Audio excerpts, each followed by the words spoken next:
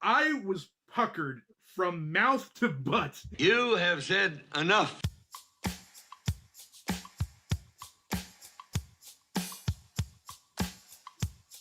I'm sorry, but anybody who trusts Jake, bad news for you.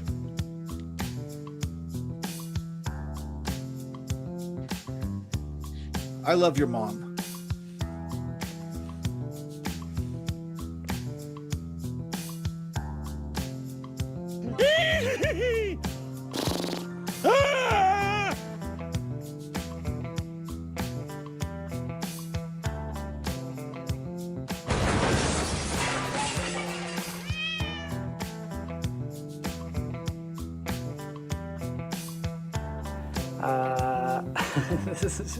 Aren't I the best at this?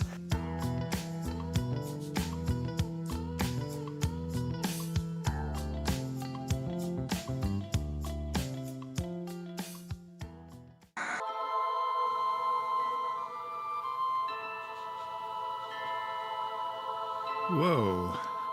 Bit dizzy. That's just science.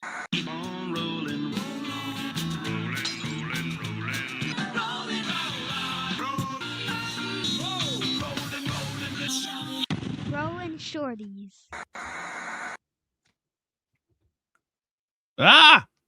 And we're here, everybody. Howdy. Welcome. Hello. Hello, chat. Welcome to another weekly episode of, oh gosh, creepy. I think he's talking about the book cover, not he can't be talking about us. Surely not, right? Welcome to another episode of Rollin Shorties.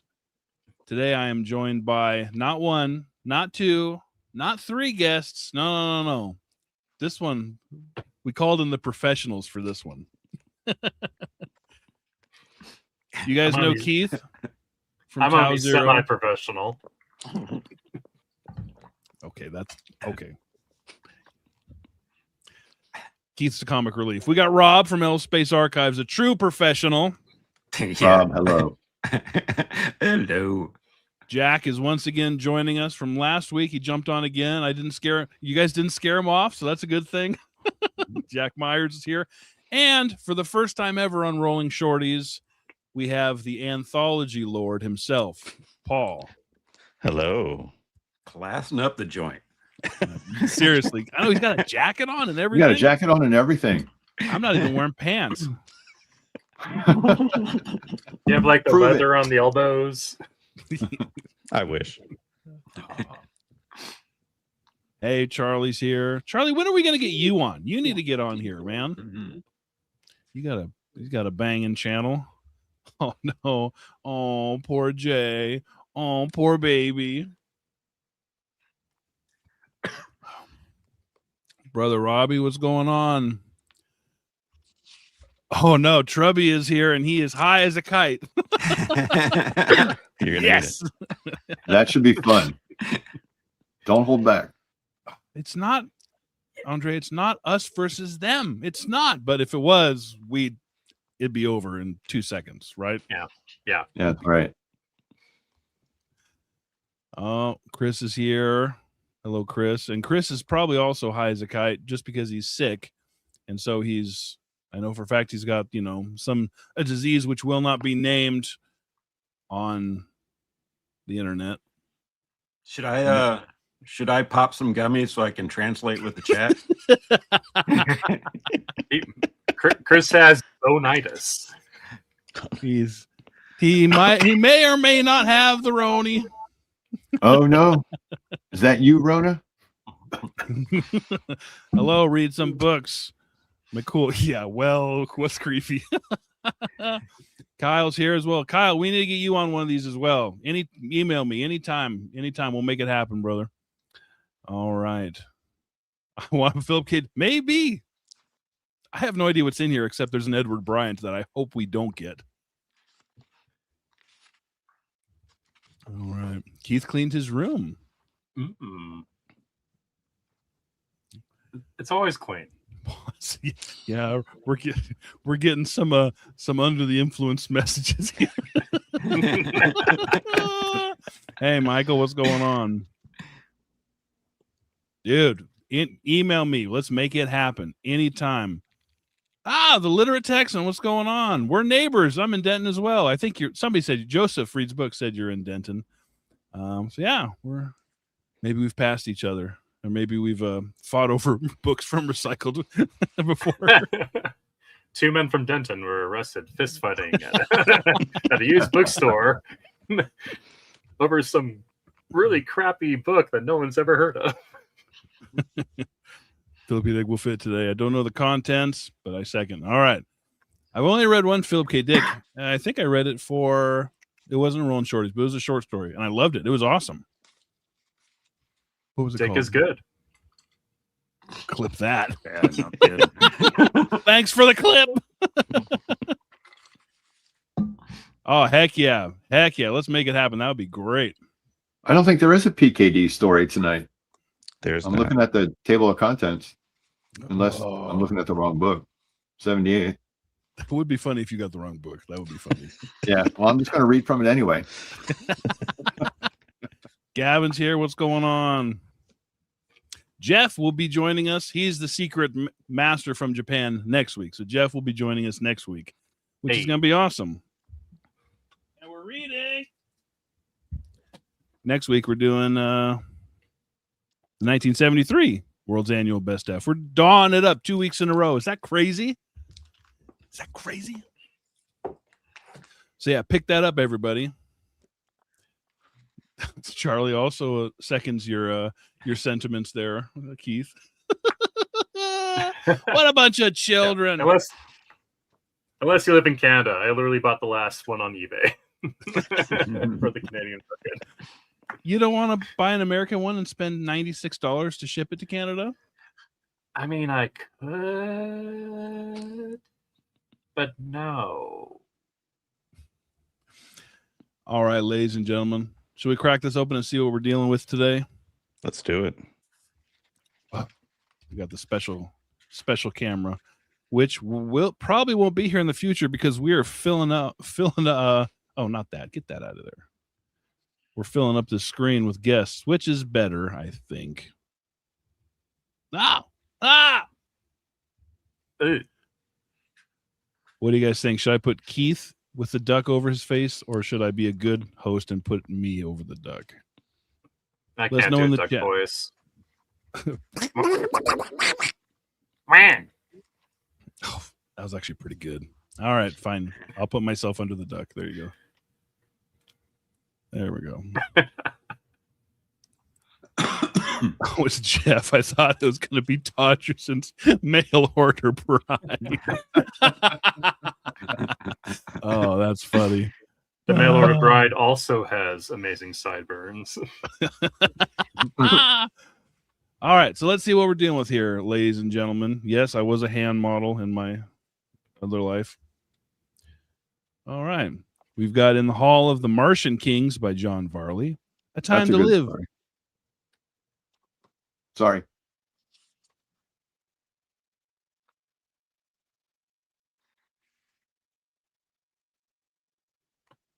Is everybody still there? Yes. Yeah. I was glitching hard. Y'all heard all that? I heard a little bit of it. Oh, wow. In the Hall of the Mountain King. Everything just went black on my screen. And I was like, oh, shoot. But okay, we're back up. What could possibly go wrong? All right, we'll start over then. Hall of the Mountain King by John Varley. Time to Live by Joe Hadelman. In the House of Compassionate Sharers by Michael Bishop. Particle Theory by Edward Bryant. A Taste of the Dish and the Savior of the Day by John Brunner. Well, that's a mouthful. Jeff D is 5 by Harlan Ellison. The Screwfly Solution by Raccoona Sheldon. Eyes of Amber by Joan DeVinge. Child of the Sun by James E. Gunn. And Brother by Clifford D. Simak. What are you guys feeling? What are you hoping for?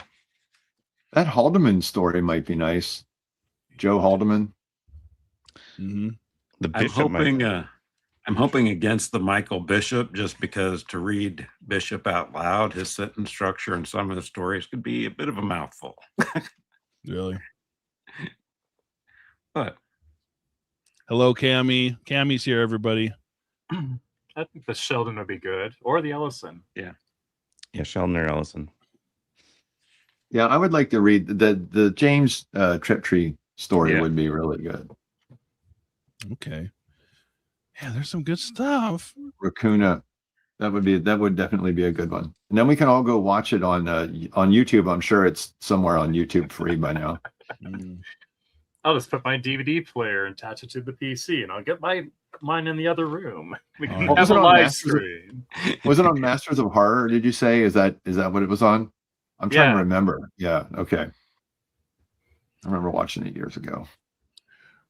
Well, Randy Ray says always go with Ellison, but the dice must decide. However, with this many guests, I will allow one reroll, One mulligan.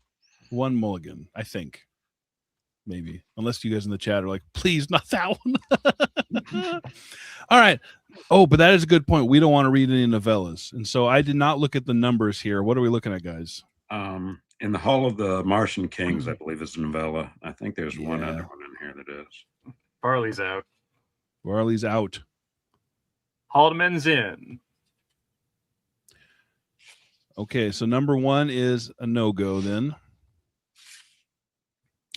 All right, are we ready to roll, gentlemen? Where's the Let's thing? do it. Okay. 10-sided die. Ah! It is a 3. What's number 3? So Bishop. Michael Bishop. Do we want to re-roll? I'll give you guys the option. Yeah, I don't want to give Michael Bishop the satisfaction of reading his work. He's such an egomaniac. Is he? I said it. I just No, I know don't that his sentence structure can be pretty difficult to try to read out loud. So it's All up to right, you guys.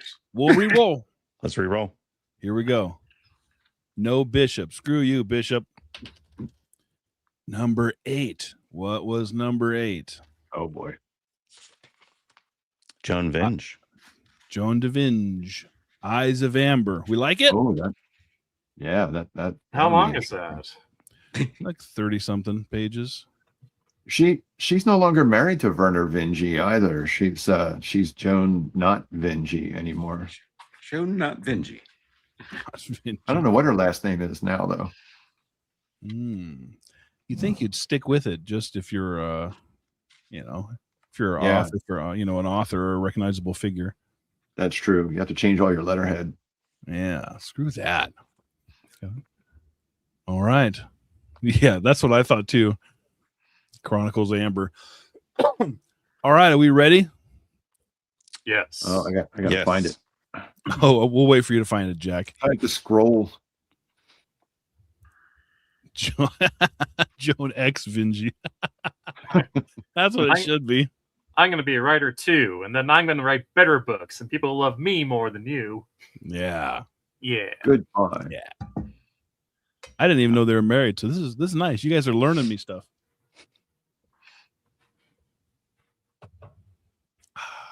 It comes after Screwfly, right? Yes, right after. Oh, there we go. Eyes of Amber. Got it.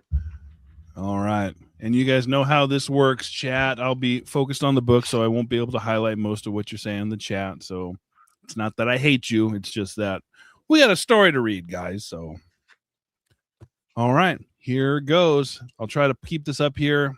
If it doesn't focus, like it looks like it might not focus. I know we had trouble focusing last time. If it doesn't focus, I'll just shut this camera off and you guys will look at our beautiful faces.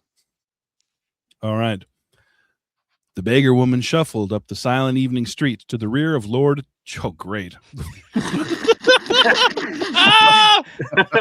Cut. All right, we're re-rolling. Can we agree how we're going to say that name? Oh, there's more. So woo. Well, this is the rule. whoever says it first, that's the way we go with, including accents. All right. So if there's accents, we got to match it unless there's another Scottish guy on here like there was that one time.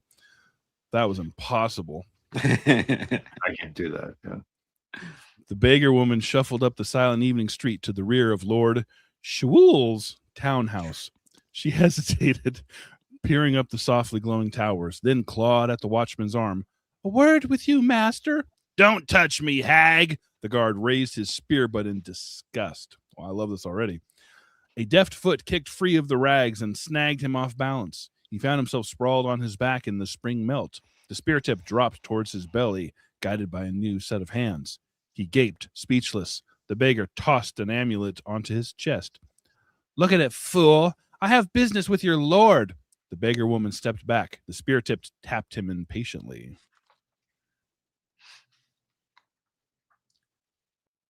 Hit it, Keith. We're doing half pages or so. Okay. The guard squirmed in the filth and wet, holding the amulet up close to his face in the poor light. You are the one. You may pass. Indeed, muffled laughter. Indeed, I may pass, for many things in many places. The wheel of change carries us all. She lifted the spear. Get up, fool. And no need to escort me. I'm expected. The guard climbed to his feet, dripping and sullen, and stood back while she freed her wing membranes from the folds of the cloth. Oh. He watched them glisten and spread as she gathered herself to leap effortlessly to the tower's entrance, twice his height above. He waited until she had vanished inside, or before he even dared to curse her. Lord Chawil? Fupia, I presume. Lord Chawil leaned forward on the couch of fragrant mosses, peering into the shadows of the hall. Lady Tupew strode forward into light, letting the ragged hood slide back from her face. She took a fierce pleasure in making no show of obsequience, in coming forward directly as nobility to nobility. The sensuous ripple of 100 tiny me hides under made her calloused feet tingle. After Anybody else rock hard right now? Oh yeah. Yeah. oh god. Okay. We should all get high. After so long, it comes back too easily. She chose the couch across the low waterstone table from him, stretching languidly in her beggar's rags. She extended a finger claw and picked a juicy kellet berry from the bowl in the table's scroll-carven surface. Let it slide into her mouth and down her throat. Oh, Oof. She had done so Jeez. often, so long ago. And then, at last, she glanced up to measure his outrage. You dare to come to me in this manner? Satisfactorily, yes, very. I did not come to you. You came to me. You sought my services. Her eyes wandered the room with affected casualness, taking in the elaborate frescoes that surfaced the waterstone walls, even in this small private room. Particularly in this room, she wondered. How many midnight meetings for what varied intrigues were held in this room? Chawul was not the wealthiest of his family or clan, and appearances of wealth and power counted in the city, in this world, for wealth and power were everything. I sought the services of Taupe, the assassin. I'm surprised to find that Lady Taupe dared to accompany her here. That wasn't confusing. Yeah, right. Paul, bring your mic a little closer. You got a little quiet there again. Sure. Bring back her calloused feet. I think, Rob. The tingling callous feet. Chul had regained her composure. She watched his breath frost and her own as she spoke.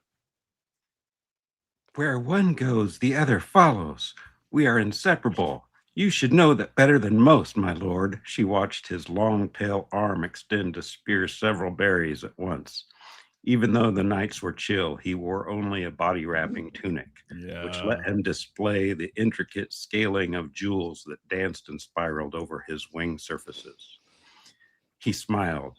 She saw the sharp fangs protrude slightly.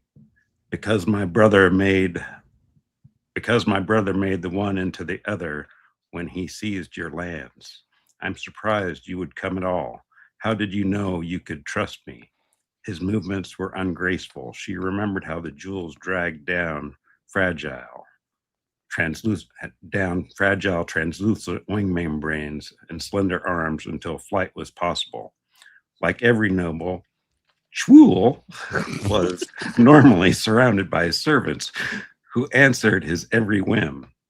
Incompetence, feigned or real, was one more trapping of power, one more indulgent that only the rich could afford. She was pleased that the jewels were not of high quality. I don't trust you, she said. I trust only myself. But I have friends who told me you were sincere enough in this case. And of course, I did not come alone. Your outlaws? Disbelief. That would be no protection. Calmly, she separated the folds of cloth that held her secret companion at her side. It is true, Chewul trilled softly. They call you Demon's Consort. They call that exposition. Anyway, she turned the amber lens of the demon's precious eye so that it could see the room as she had seen it, and then settled its gaze on Chewul. He held back slightly, fingering moss. Oh, gosh. Yeah. Whatever gets you through the day, right? A demon has 1,000 eyes and 1,000 torments for those who offend it. She quoted from the book of Ngos, those rituals she had used to bind the demon to her. Chewul stretched nervously as if he wanted to fly away. But he only said, then I think we understand each other, and I think I have made a good choice. I know well you have served the Overlord and other court members. I want you to kill someone for me.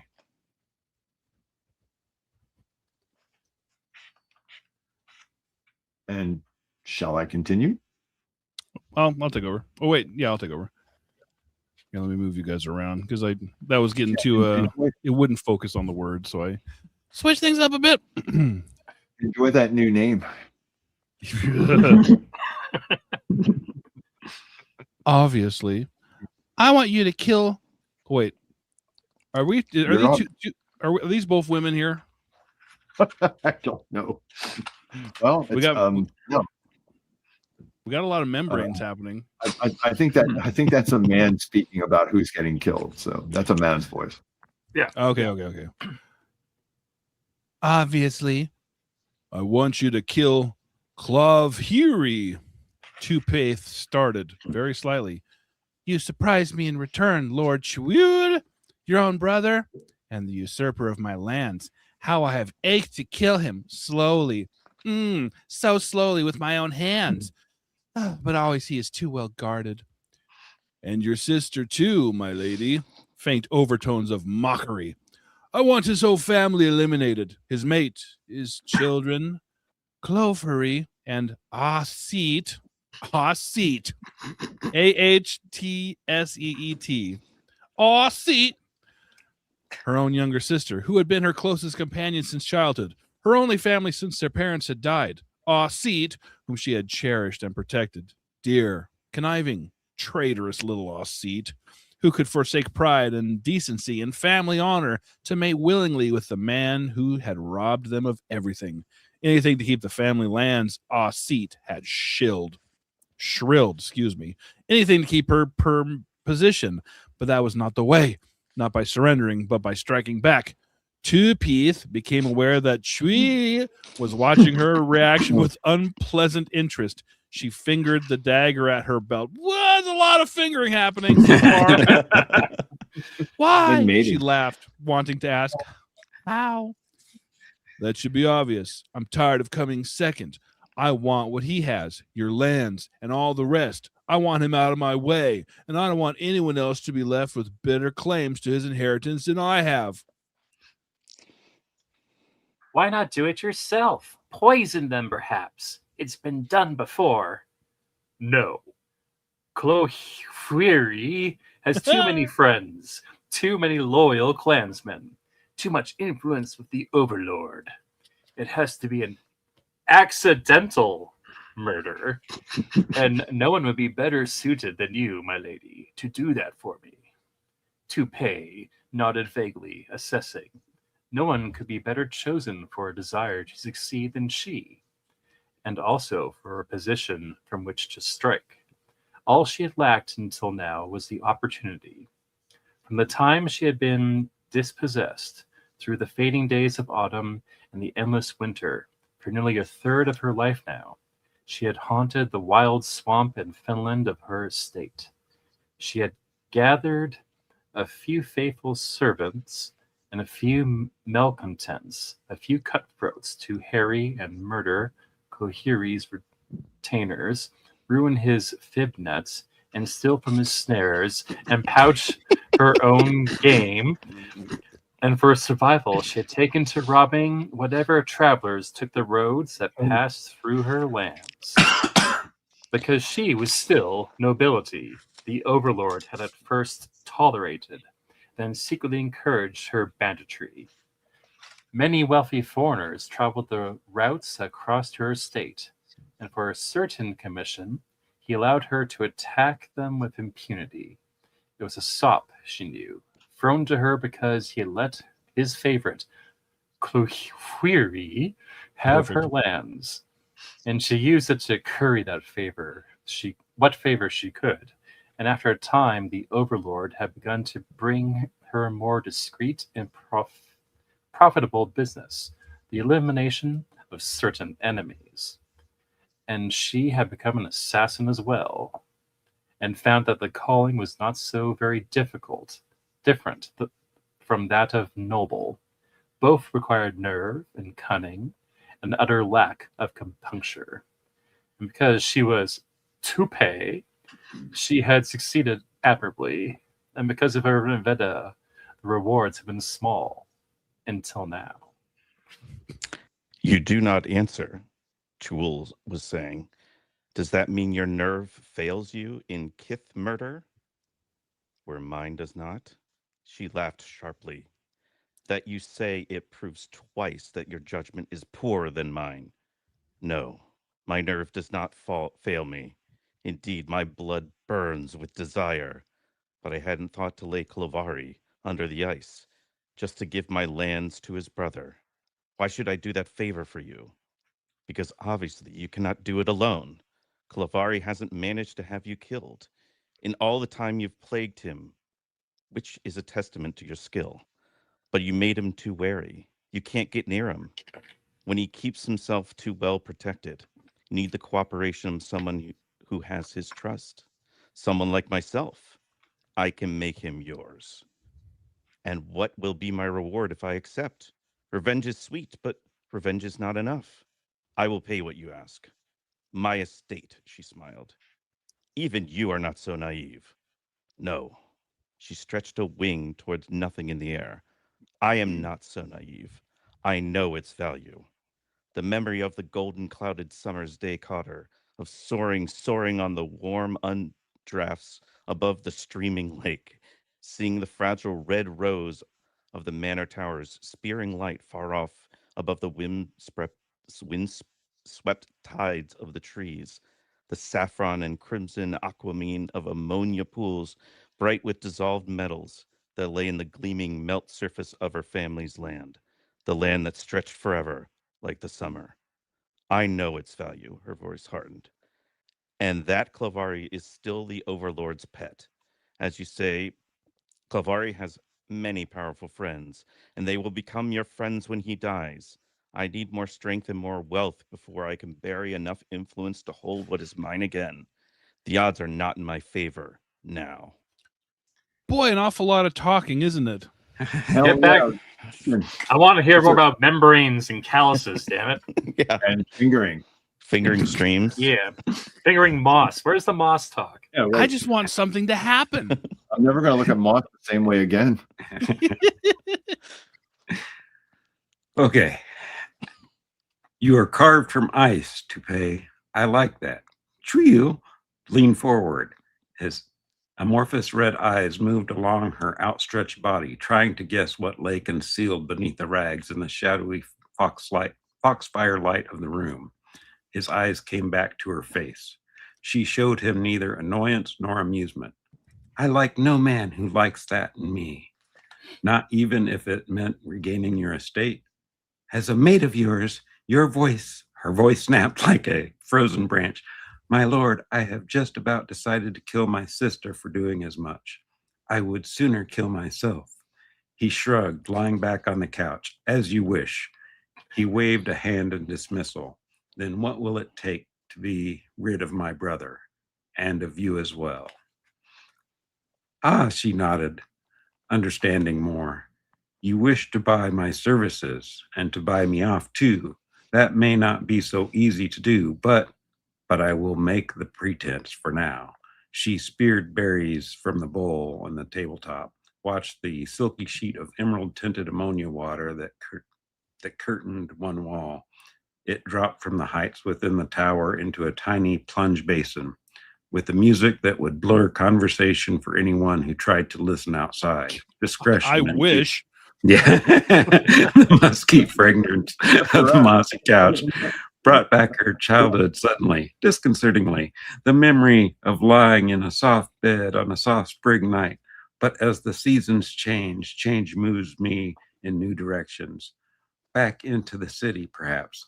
I like your tower, Lord. Tree, but it combines discretion and beauty. Also, you guys can't tell, but this has so many ellipses constantly. Yeah. It's busy. Like there's everywhere. In weird places too. That that doesn't make sense having it there. Anyway. Okay.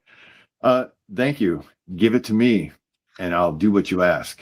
Chiwul sat up frowning. My townhouse, recovering. Is that all you want? She spread her fingers, studied the vestigial webbing between them. I realize it is rather modest. She closed her hand, but considering what satisfaction will come from earning it, it will suffice. And you will not need it once I succeed. No, he relaxed somewhat. I suppose not. I will scarcely miss it after I have your lands. She let it pass. Well then, we are agreed. Now tell me, where is the key to Clove-Hurry's lock? What is your plan for delivering him and his family into my hands?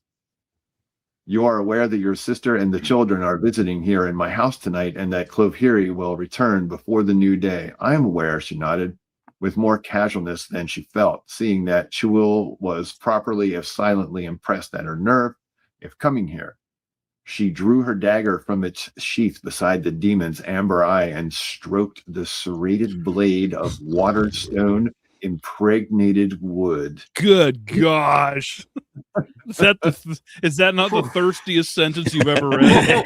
Oh, it's getting hot in here, fellas. Seriously, somebody needs to get laid. All right. And it's Joan DeVinge. Yeah, I think it is. She was having a lonely weekend. You wish me to slit their throats while they sleep under your very roof? She managed the right blend of incredulity. No, Chiwul found again. What sort of fool do you... He broke off.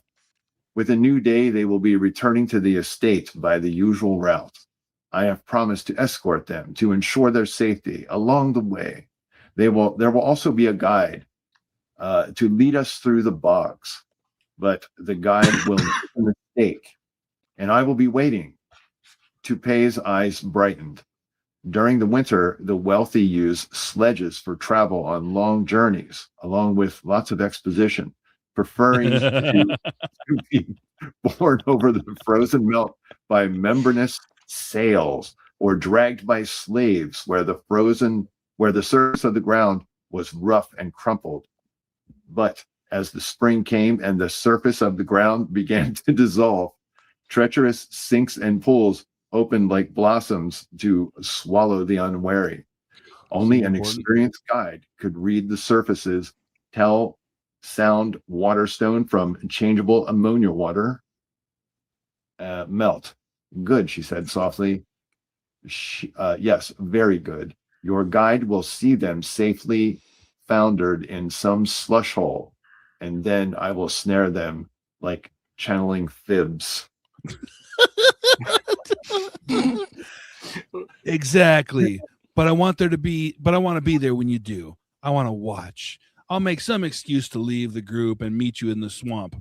The guide will mislead them only if he hears my signal. As you wish. You've paid well for the privilege, but it comes alone. My followers need no help and no interference. She sat up, her long webbed feet down, the rest again on the sensuous hides of the rug. Whoa! I have a lot of rugs in my house. Hey, just in case you missed it, the guide is going to mislead them. I was distracted by all the sensuous rugs. Yeah, sensuous hides of the rugs. Sometimes you just start staring at that rug you got. You know, your 2 glasses of wine in. It really holds the room together. Listen to some Michael Bublé, and you're like, "Is rug it just is me, or is is that rug hot?"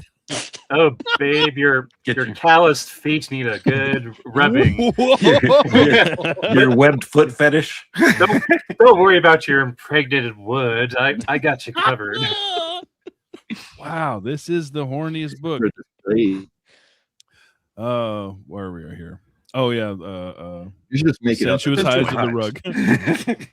And if you think that I'm a fool and playing into your hands myself, consider this. You will be the obvious suspect when Clovery is murdered. I'll only be witness who can... Oh, wait. This is the guy. I think you're good. I'll only be the witness who can swear to the Overlord that your outlaws weren't the attackers. Keep that in mind. She nodded. I will. How will I find you then? You will not. My 1,000 eyes will find you. She rewrapped the demon eye in its pouch of rags. Chuil looked vaguely disconcerted. Will it take part in the attack? It may or it may not, as it chooses. Demons are not bound to the wheel of change like you and I. But you will surely meet it face to face, although it has no face, if you come. She brushed the pouch at her side. Yes, do keep in mind that I have my safeguards too in this agreement. A demon never forgets. She stood up at last, gazing once more around the room. I shall be comfortable here. She glanced back at Chuil. I will look for you come the new day. Okay? Okay? No need to escort me. I shall be discreet. Oh, wait. Come the new day, he rose, his jeweled wings catching light. No need to escort me. I shall be discreet. She bowed as equal and started towards the shadowed hall. I shall definitely get rid of your watchman. He doesn't know a lady from a beggar. You were disguised as a beggar. What's the guy supposed to do? Hey, are you a noble under there? Let me check. Oh my god. Wow. You see those web feet, Gabe? It's a hot amorphous winged baddie. Oh.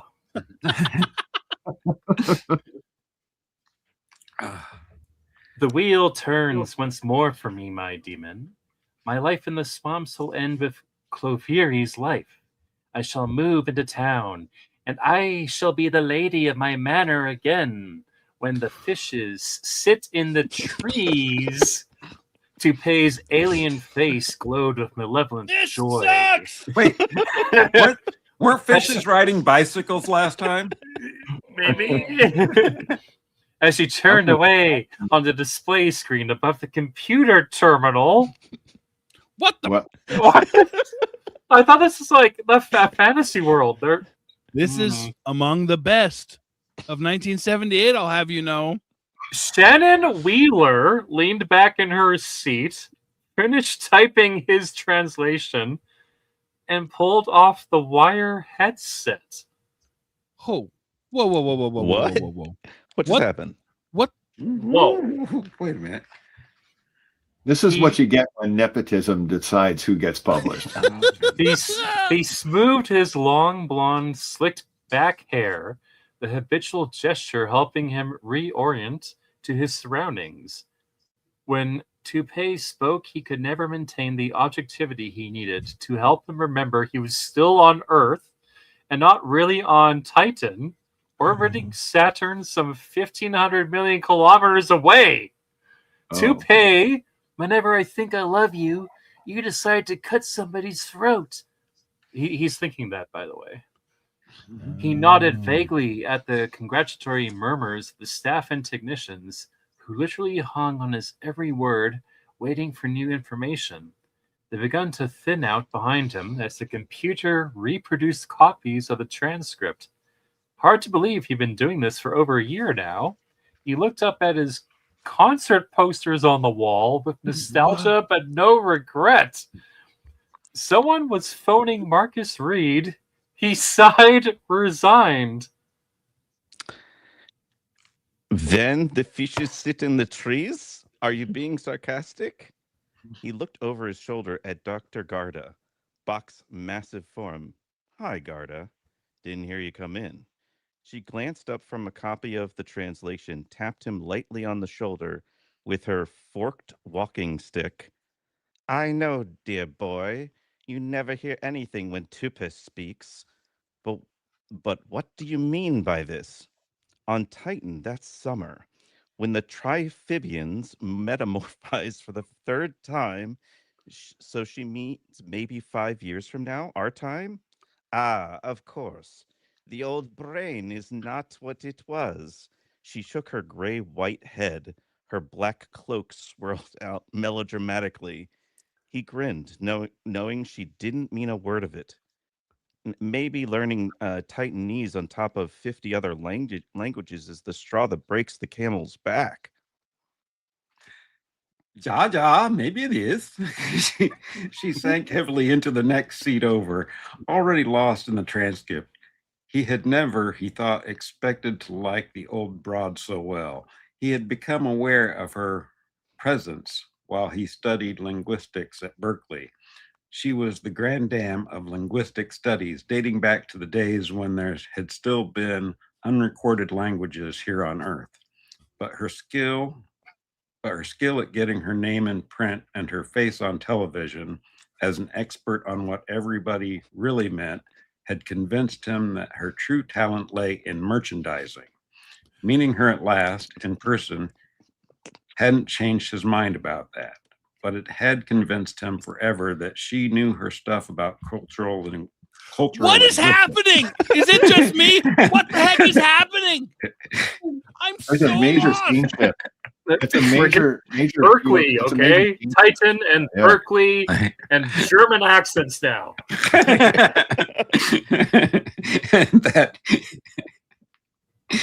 and that in turn had convinced him her accent was a total fraud. How dare you? How dare you? Whoa. I know, Rob. You pull off a very convincing Madeline Kahn from Blazing Saddles. I've lost my own place now. Yeah, I'm trying to find where you're at, too. Total fraud. This all looked like hieroglyphics to me. I can't even read it anymore. But despite the flamboyance, or maybe even because of it, he found that her now archaic views on linguistics were much closer to his own feelings about communication than the views of either one of his parents. Garda sighed. Remarkable, Shannon. You are simply remarkable. Your feel for a wholly alien language amazes me. Whatever forgot back to German. Whatever would we have done if you had not come to us?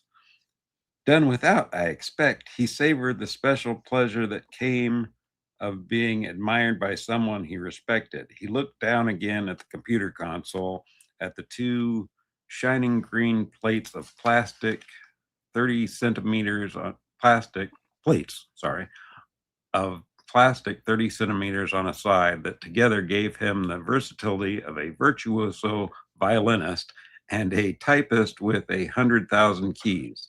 His link to Toupee, his voice, and the new IBM synthesizer, whose touch-sensitive control plate could be manipulated to recreate the impossible complexities of her language.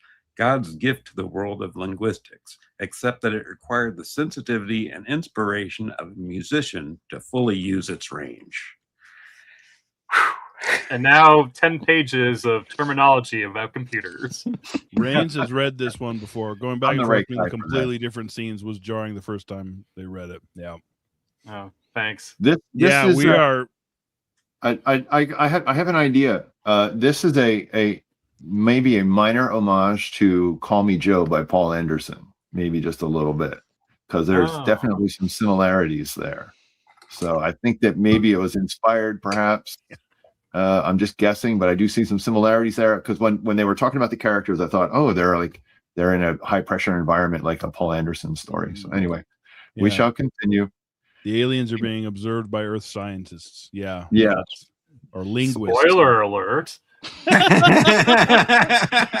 I'm okay. Whatever helps keep me focused on this. But which bands are in the posters on the wall? What do you think? Ooh. It's Yeah, a seven. true. It's 78. Ooh. Yeah, ABBA. ABBA, Bee Gees. Yeah. Bee Gees, yeah. Yeah, Bee Gees, ABBA, No, definitely. Alice Cooper for sure. Oh, yeah, there you go. Yeah. That's true. Who did? I mean, his hair is long and blonde and greased back. So Yeah. So there's definitely going to be Bee Gees there. I mean, without a doubt. Oh, there's Carole King, right? She's going to be there. yeah. Kraftwerk, that's right. Yeah. Oh yeah, that's true. Oh, that goes with the theme. Was Jean-Michel Jarre around by then? I think he was, right? He was in the 70s. Depends, I guess. Let me see here. He glanced up again and out the window at the now familiar fog-shrouded skyline of Coos Bay. Since very few linguists were musicians, their resistance to the synthesizer had been like a brick wall. The old guard of the aging new wave, which included his father, the professor, and his mother, the communications engineer, still clung to a fruitless belief in mathematical computer translations.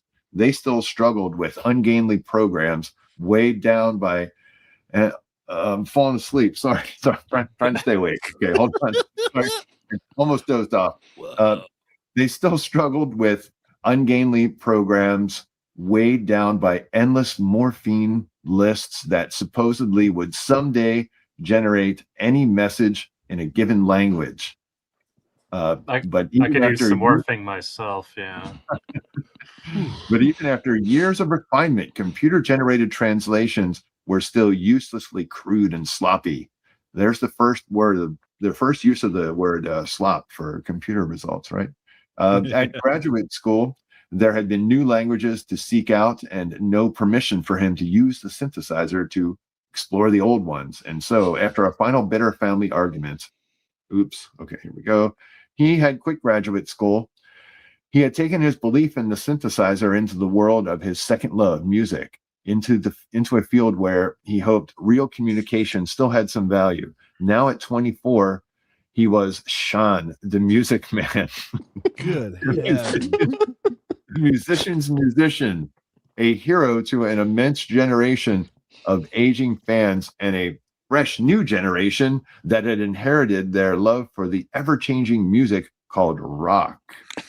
And neither of his parents had willingly spoken to him in years. No false modesty, Garda was chiding. What would we have done without you? You yourself have complained enough about your mother's methods.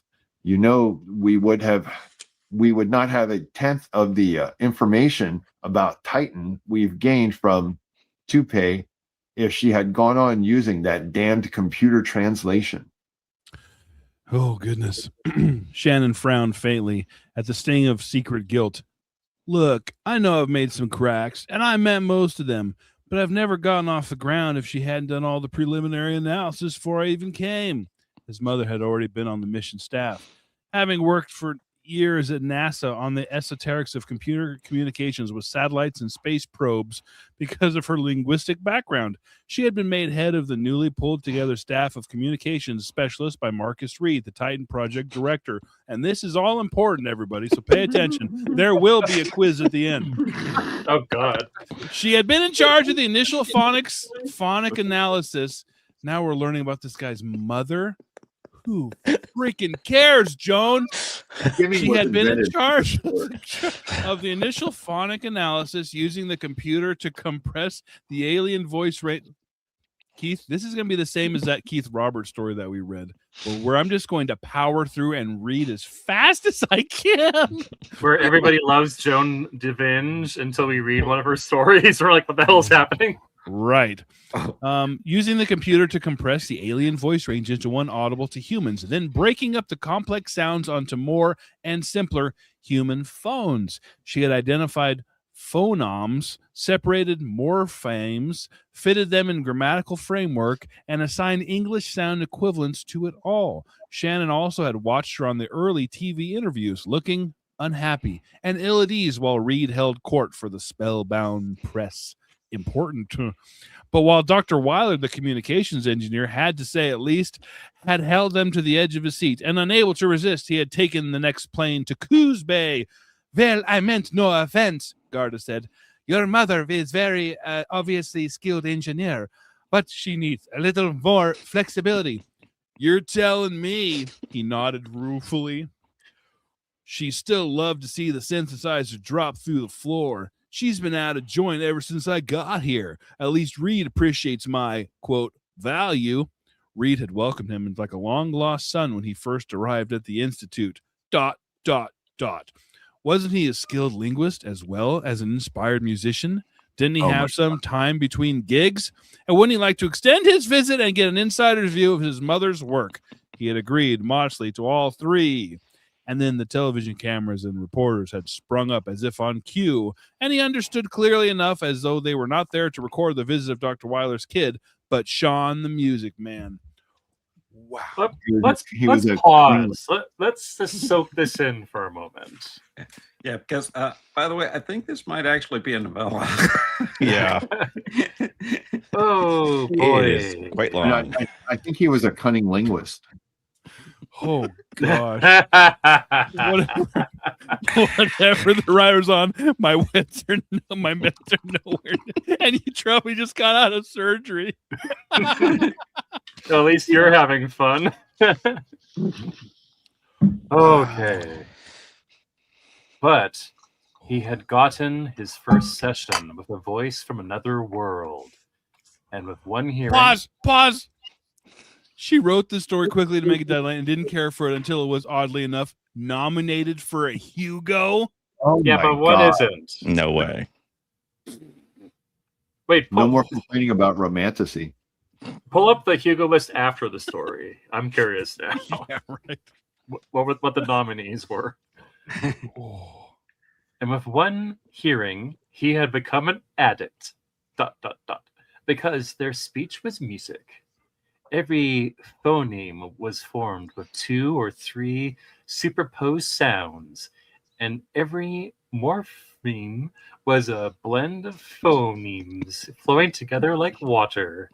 They spoke in chords, and the result was a choir, crystal bells ringing, and shattering of glass chandeliers. I wish Virgil were here so we could just use sound effects. Yeah, you're right.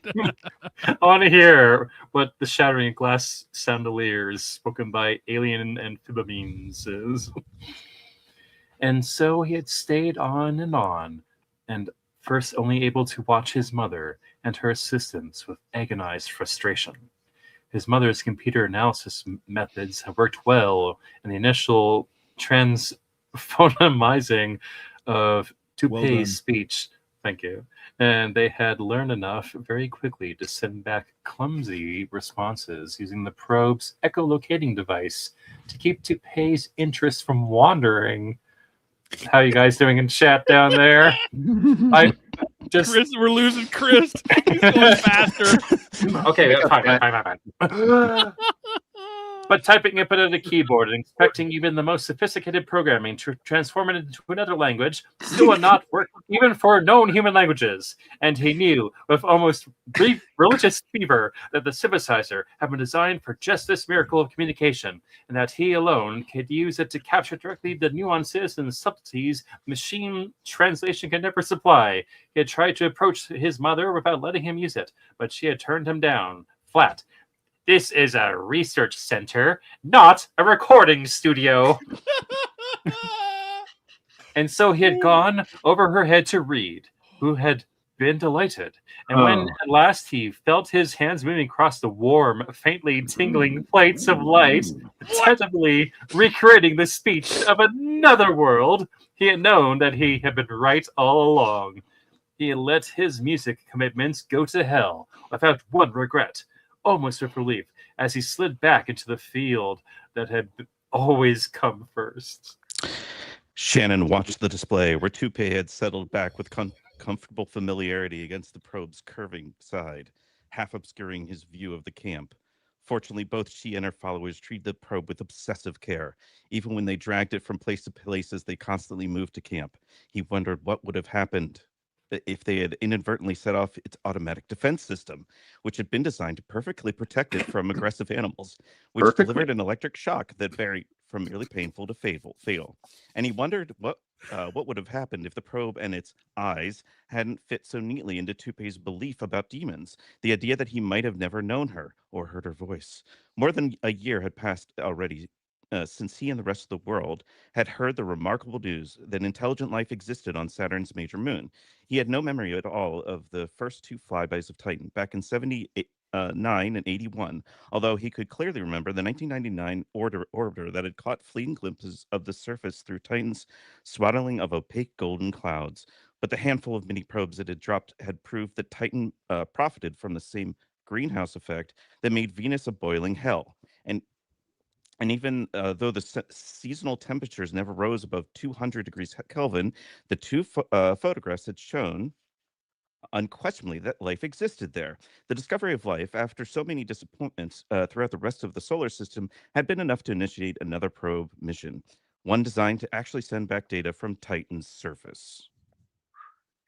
I'll load up on some Well caffeine. done. Yeah, your voice when you said Kelvin, your voice, like the signal kind of stretched and it sounded like it was synthesized. It was perfect. It was Whoa. That probe had discovered a life form with human intelligence, or rather, the life form had discovered the probe. And Toupee's discovery had turned a potentially ruined mission into a success. The probe had been designed with a main and mobile data processing unit and 10 eyes of subsidiary units that were to be scattered over Titan's surface to relay information. The release of the subsidiary probes during landing had failed. However, all of the eyes had come down within a few square kilometers of its own landing in the uninhabited marsh. But Toupee's self-interesting fascination and willingness to appease her demon had made up for everything. Shannon looked up at the flat wall screen again at Toupee's incredible unhuman face, a face that was as familiar now as her own in the mirror. She sat waiting with her incredible patience for a reply from Demon. She transmission reached him across the gap between the entire world. She reached. We only have 25 more pages. only across the 25 gap more? between the worlds, and she would have to wait as long again while they discussed response, and he created the new translation. She spent more time now with the probe than she did with her known people. The loneliness of command, he smiled. The almost flat profile of her moon white face turned slightly towards them, towards the camera lens. Okay. Not quite revealing her long, sharp teeth. He could see one red. I can't do it. I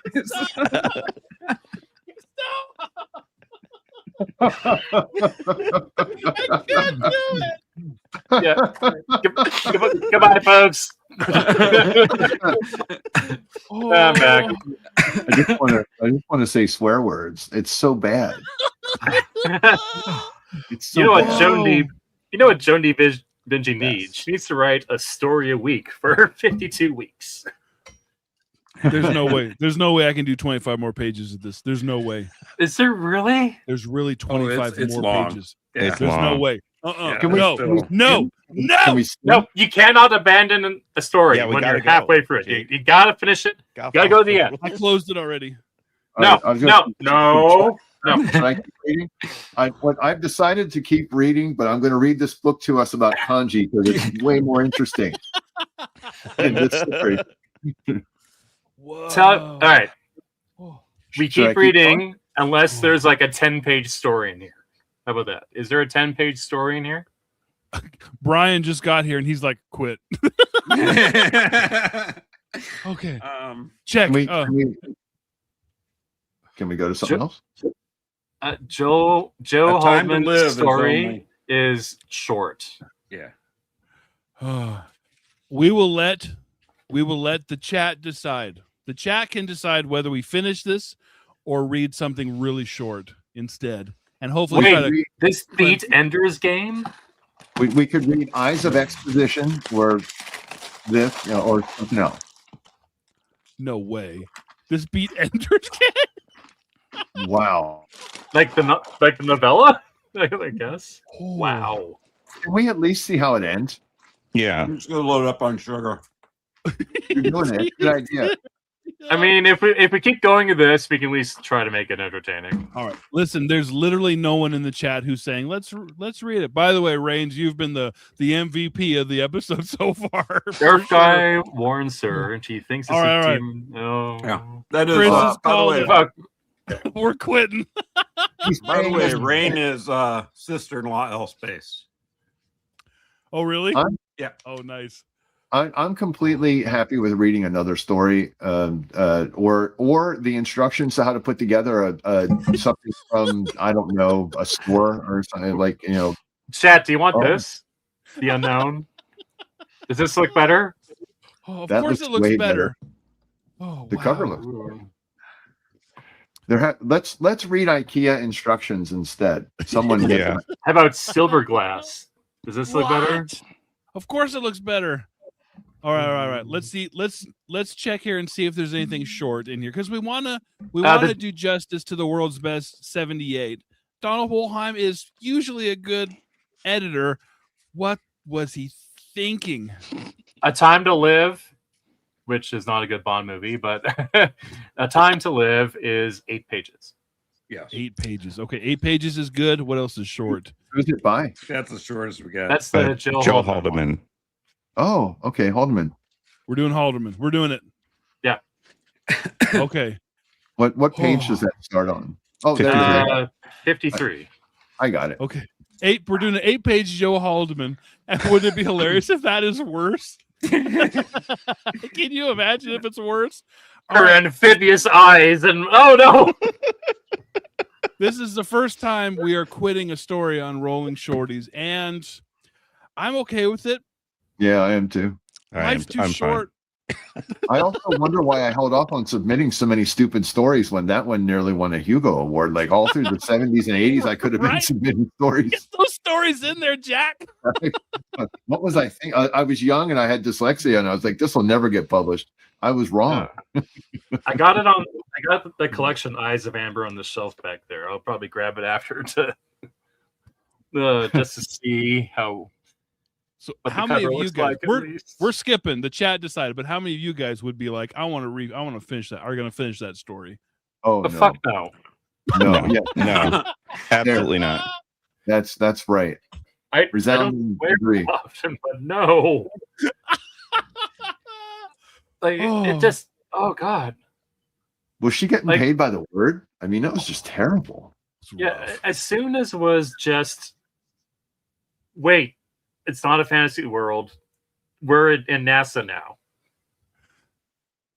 Yeah, and then it's just details that you don't care about.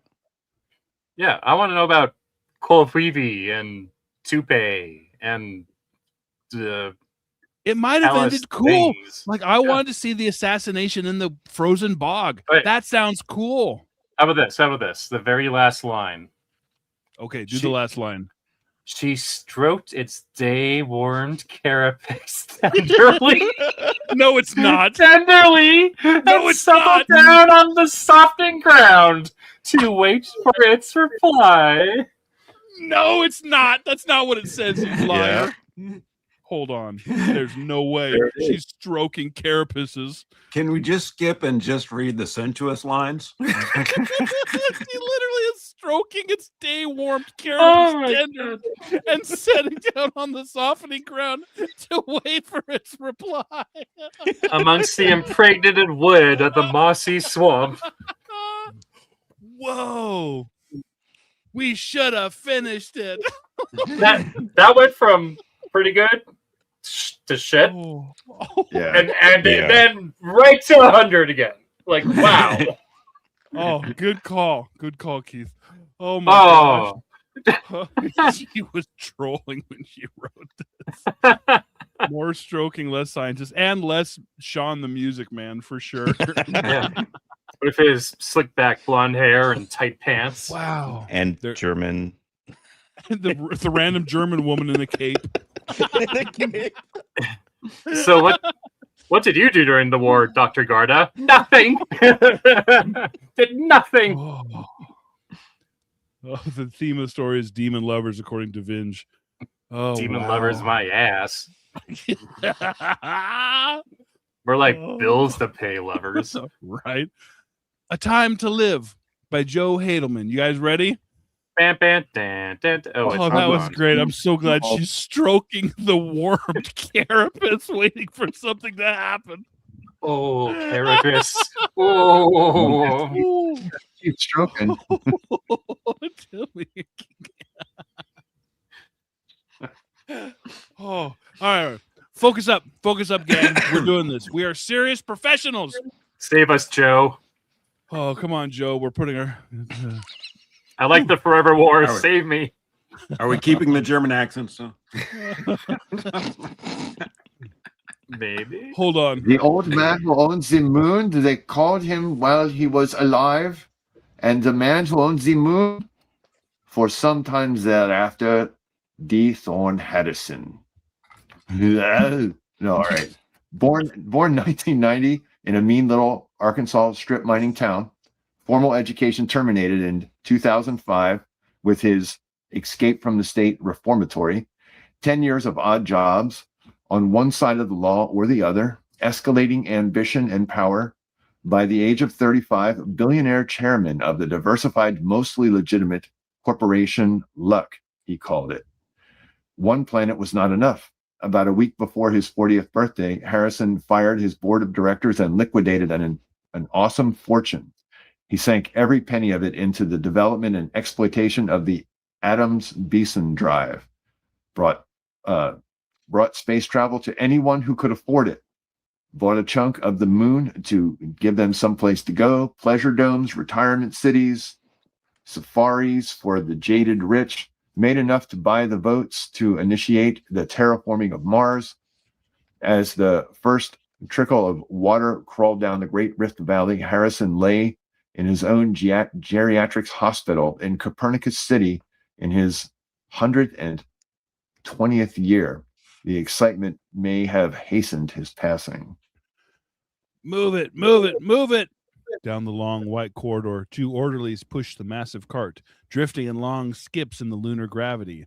The cart heavy with machines surrounding a frail wisp of a human body. Dead cyborg of D. Thorne Harrison. Oxygenated fluorocarbon coursing through slack veins made the brain think it still lived. Through the bay doors of the cryonics facility, cart braked into a bumpy stop by the cold chamber. Tubes and wires unhooked, and corpse slid without ceremony inside. Chamber locked, pumped, activated. Body turned to cold quartz. Good job! Not in the futile hope of future revival. The Nuts had a field day. Harrison had seated his frozen body into a time-space capsule, subsequently launched towards the center of the galaxy. Also in the capsule were stacks of ultra-finch crystals, along with a viewer, that described humankind's nature and achievements in exhaustive detail, and various small objects of art. One class of crackpots felt that Harrison had betrayed humanity, giving conquering hordes of aliens a roadmap back to Earth. The details of what they would do to us and why provided an interesting refraction of the individual crackpots' problems. A gentler sort of a priori that a race of aliens able to decipher the message and come visit us must necessarily have evolved away from aggression and other base passions. They would observe, perhaps help. Both of these groups provided fuel for solemn essays, easy master's theses, and evanescent religions. Other options. Glad the old geezer got to spend his money the way he wanted to. Inexcusable waste of irreplaceable artistic resources. He could have used the money to feed people. Quixotic gesture. The time scale's too vast. We'll be dead and gone long before anybody reads the damn thing. I got more important things to worry about. None of the above is true. Supposedly, the miniature Adam Benson converter would accelerate the capsule very slowly for about a century, running out of fuel when the craft had attained a small fraction of the speed of light. It would pass the vicinity of Antares in about 5,000 years. The capsule had a pre-programmed signal generator powered by starlight. It could accumulate power for 10 years at a time, then bleat out a message at the 21-centimeter wavelength. The message lasted 90 minutes, but would be repeated 3 times. An idiot with a huge radio telescope and the proper ontological prejudices could decode it. I am an artifact of an intelligent race. My course is thus and so. Catch me if you can. Unfortunately, the craft carried a pretty hefty magnetic field and ran smack dab into the Maxwell's equations. Its course carried it through a tenuous but very extensive cloud of plasma, and through the years it kept turning slowly to the right, decelerating. When it came out of the cloud, it was pointed back towards Earth, moving at a very modest pace. In 20,000 years, it passed the place where Earth had been, the sun having wandered off its natural course of things, and continued to crawl out toward the cold oblivion between the galaxies. It still beeped out its code every decade, but it was a long time before anyone paid any attention. I woke up in great pain. That didn't last. How do you feel? Asked a pretty young nurse in a starched green uniform. I didn't answer immediately. There was something wrong with her. With the hospital room, the bed. The edges were wrong, too sharp, like a bad match shot at the cubies. How do you feel? Asked a plain, middle-aged nurse in a starched green uniform. I hadn't seen a change. Is this better? I said it didn't make much difference. My body was 100 years younger. Mind clear, limbs filled with springy muscle, no consciousness of failing organs. I am dead, I told her. Not really, she said, as I caught her changing. Shimmer click, with a white-haired, scholarly-looking doctor, male. Not anymore. You were dead a long time. We rebuilt you. I asked if she would settle on one shape and keep it. They pulled me out of a capsule, frozen solid. Yes, things went more or less as you planned them. I asked him what he meant by more or less. You got turned around and slowed. It was a long time before we noticed you. I sat up on the bed and stared at him. If I didn't blink, he might not change. I asked him how long a time. Nearly 1 million years. 874,896 from the time of launch. I swung to the floor and my feet touched hot sand. Sorry, cold tile. I asked him why he didn't show me his true form. I am too old to be afraid of boogeymen. He did change into his true form, and I asked that he change back into one of the others. Well, that's awesome. I had to know which end to talk to. Oh. Oh my. This is so much better, isn't it? Mm-hmm. Yeah. Oh, yeah. Yeah, it's nice to read an actual science fiction story. It feels Yeah. good. Oh. You know, we're putting up a George camera. Here we go. There's George. George.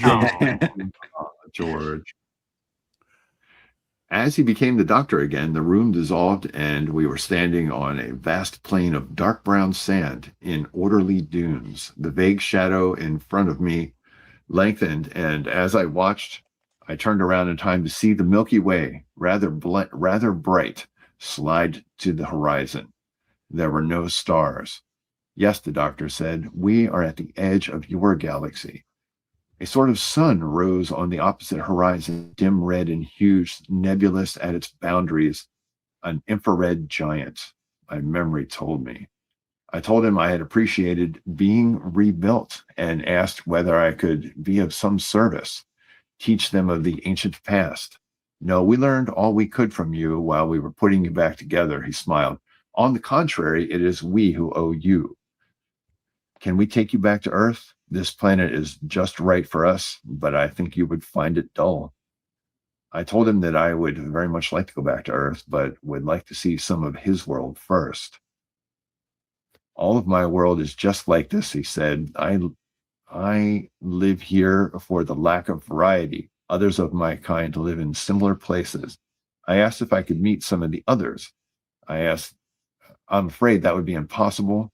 They would refuse to see you, even if I were willing to take you to them. After a pause, he added, it's something like politics. Here, he took my hand and we rose, his star shrinking to a dim speck, disappearing. The galaxy grew larger and we were suddenly inside it, stars streaming by. I asked if this were teleportation. No, it's just a machine like a spaceship, but faster, more efficient, less efficient in one way, kind of like the movie Contact. That's kind of what it reminded me of. I started to ask him how we could breathe and talk, but his weary look cut me off. He seemed to be flickering, as if he were going to change shape again, but he didn't. This should be interesting, he said, as a yellow star grew brighter, then swelled to become the familiar sun. I haven't been here by myself in 12,000 years. The blue and green ball of Earth was suddenly beneath us. We paused for a moment. It's a short trip, but I don't get out often, he said, apologetically. As we drifted to the surface, it was sunset over Africa. The shape of the western coast seemed not to have changed much. The Atlantic passed between us in a blur, and we came to ground somewhere in the northeastern United States. We landed in a cow pasture. Its wire fence, improbably, seemed to be made of the same shiny duramel I remembered from my childhood. Where are we? I asked. He said we were just north of Canaan, New York. There was a glideway a few kilometers to the west. I could find a truck stop and catch a ride. He was flickering very fast now, and even when he was visible, I could see the pasture through him. What are you talking about? I said. They don't have truck stops and glideways a million years in the future. He regarded me with a fading scorn and said we were only 5 or 10,000 years in my future, 5 or 10 years in my future, after the year of my birth, that is, 20 at the outside. Didn't I know the slightest thing about relativity?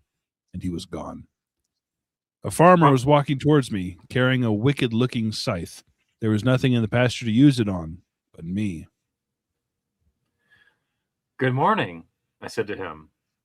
Then saw it was afternoon. He walked to within striking distance of me and stopped. Grim scowl. He leaned sideways to look behind me. Where's the other feller?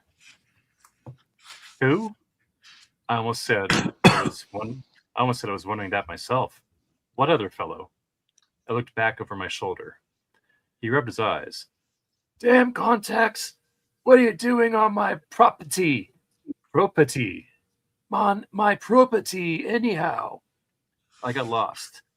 Don't you know what a fence is? Yes, sir. I'm sorry. I was coming to the house to ask directions to Canaan. Why are you walking with a funny costume on? I was wearing a duplicate of the conservative business suit Harrison was buried in. It's the style, sir, in the city. He shook his head.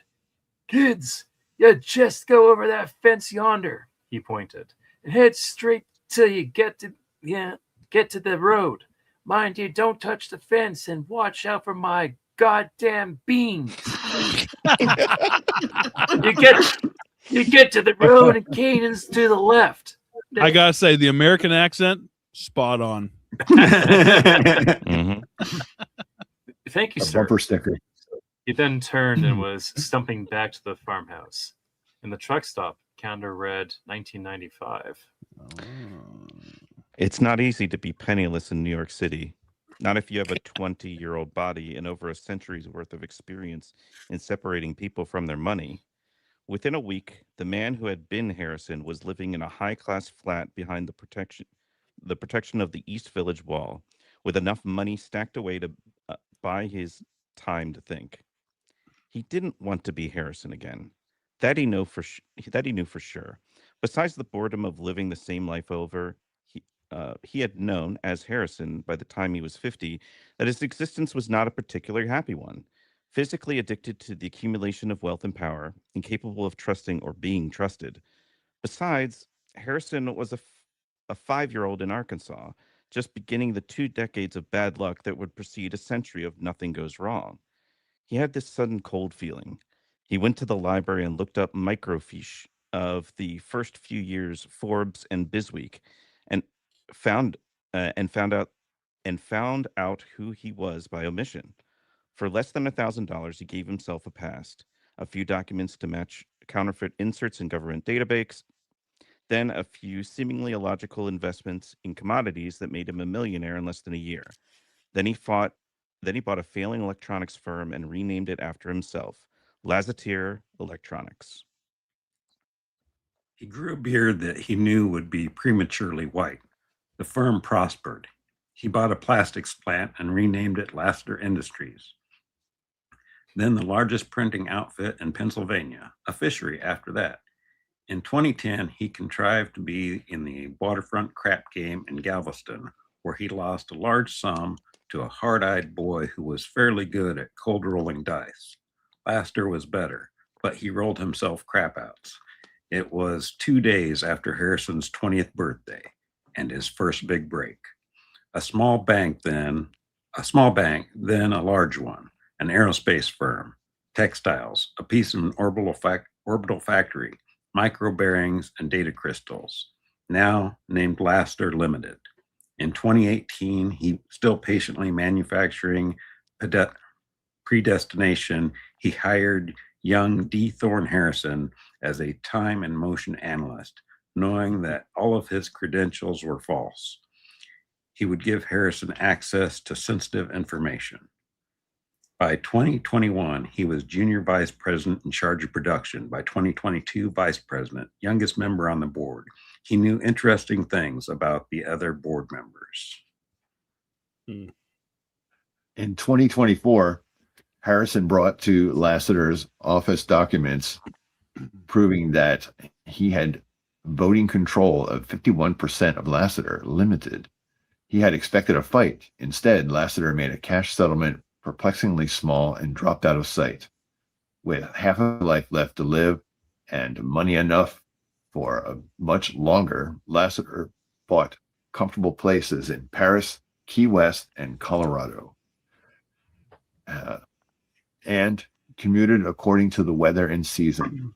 It took a few years for a leisurely trip around the world. He considered his mental energies he channeled into the world of art rather than finance. He became an accomplished harpsichordist and was well known among the avant-garde for his neo-pointillist constructions, sculptures of frozen light, careful laser bursts caught in a cube of photosensitive gel. Beautiful women were fascinated by this man who had done so well in 2 seemingly antagonistic fields. And Jake, do you want to take us out? Sure. He followed Harrison's fortunes closely, a sellout in 2030, buying out the Adams Beeson Drive, which seemed like a reckless long shot to most observers, sinking a fortune into the moon and getting it back 100-fold. At the ecologic catalyzers were being seceded on Mars, Harrison, an old man running out of years to buy, Lassiter, lay dying in Key West. In the salt breeze of an open veranda, not wanting to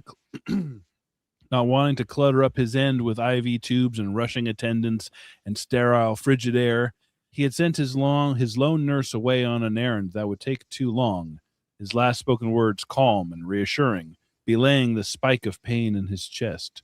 The house downstairs was filled with weeping admirers, friends he had not bought, and as the pale blue sky went dark red, he reckoned himself a happy man and wondered how he would do it next time, thinking he was the puppeteer, even as the last string was pulled. Much better.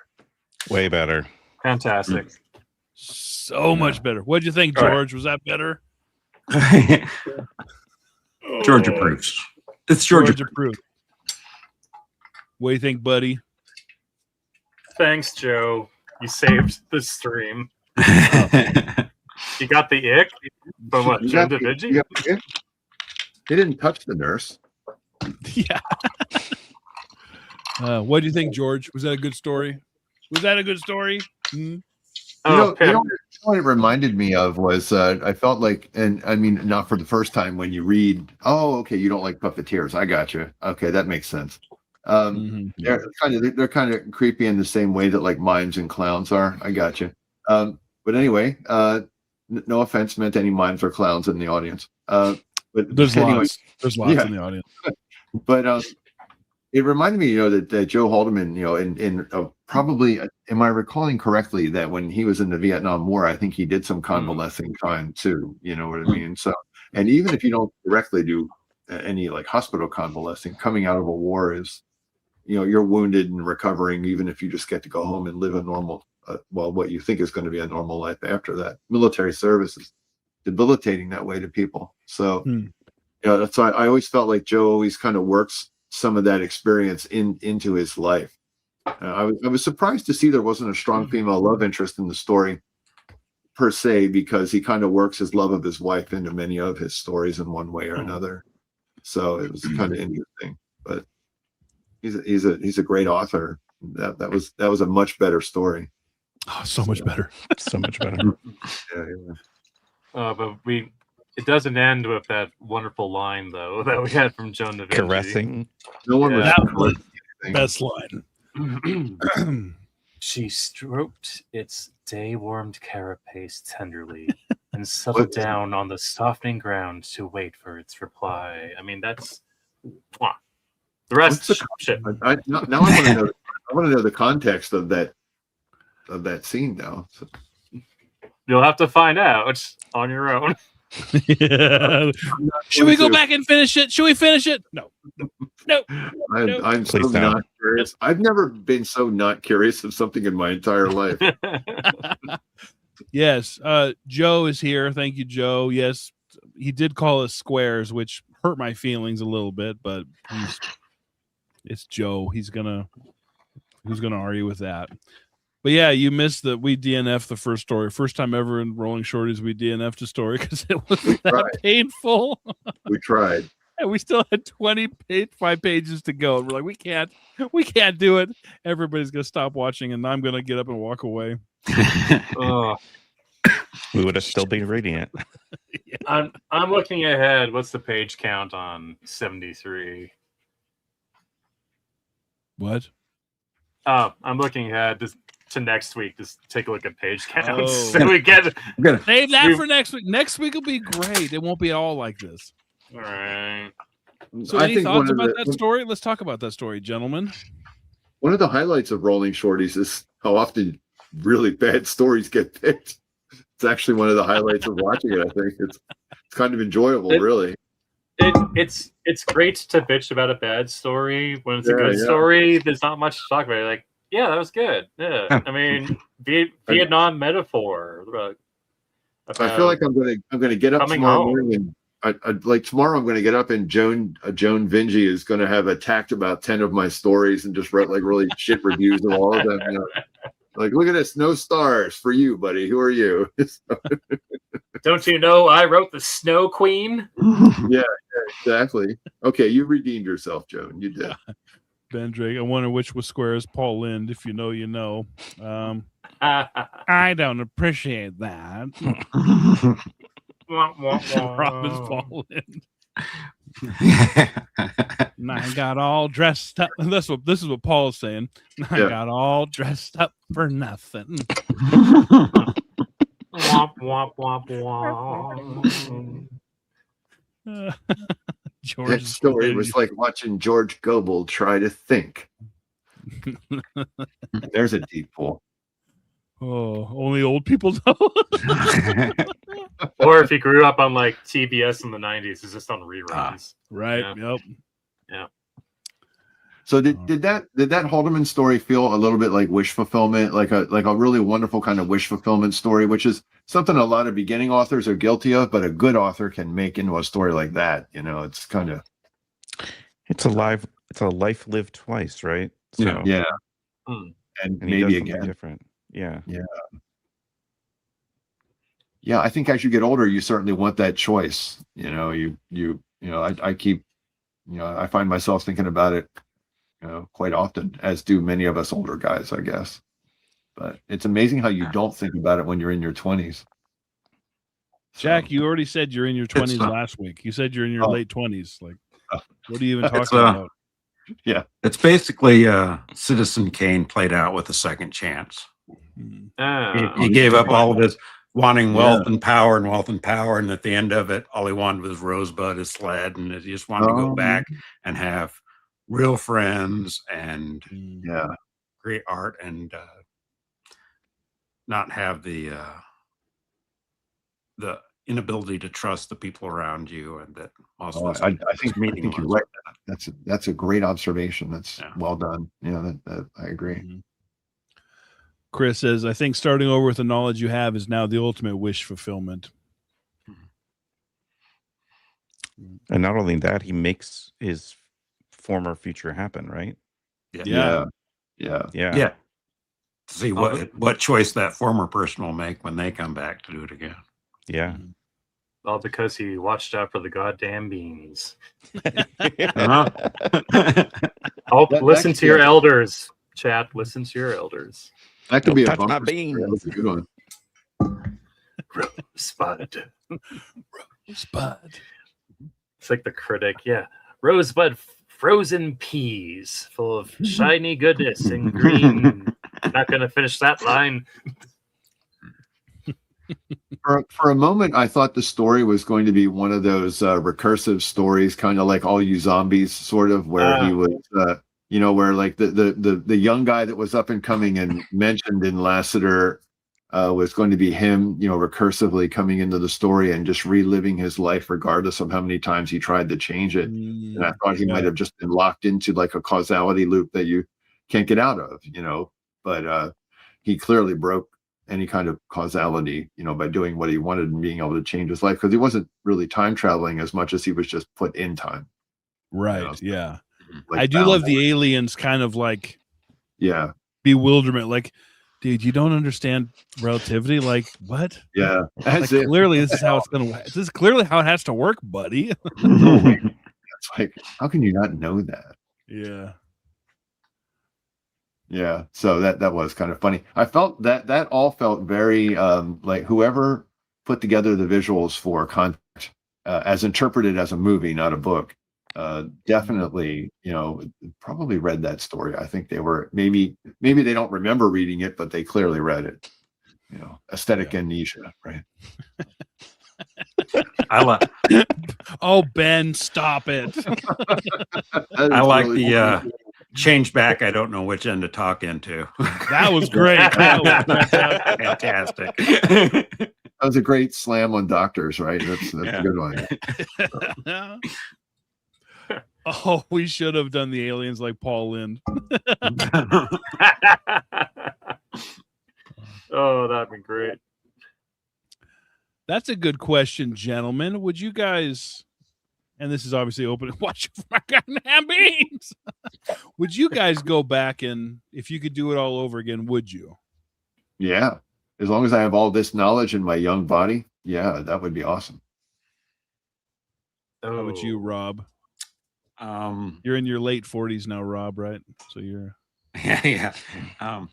I would probably go back to a particular time and invest in some sort of antiviral thing for my computer. Oh yeah, no kidding.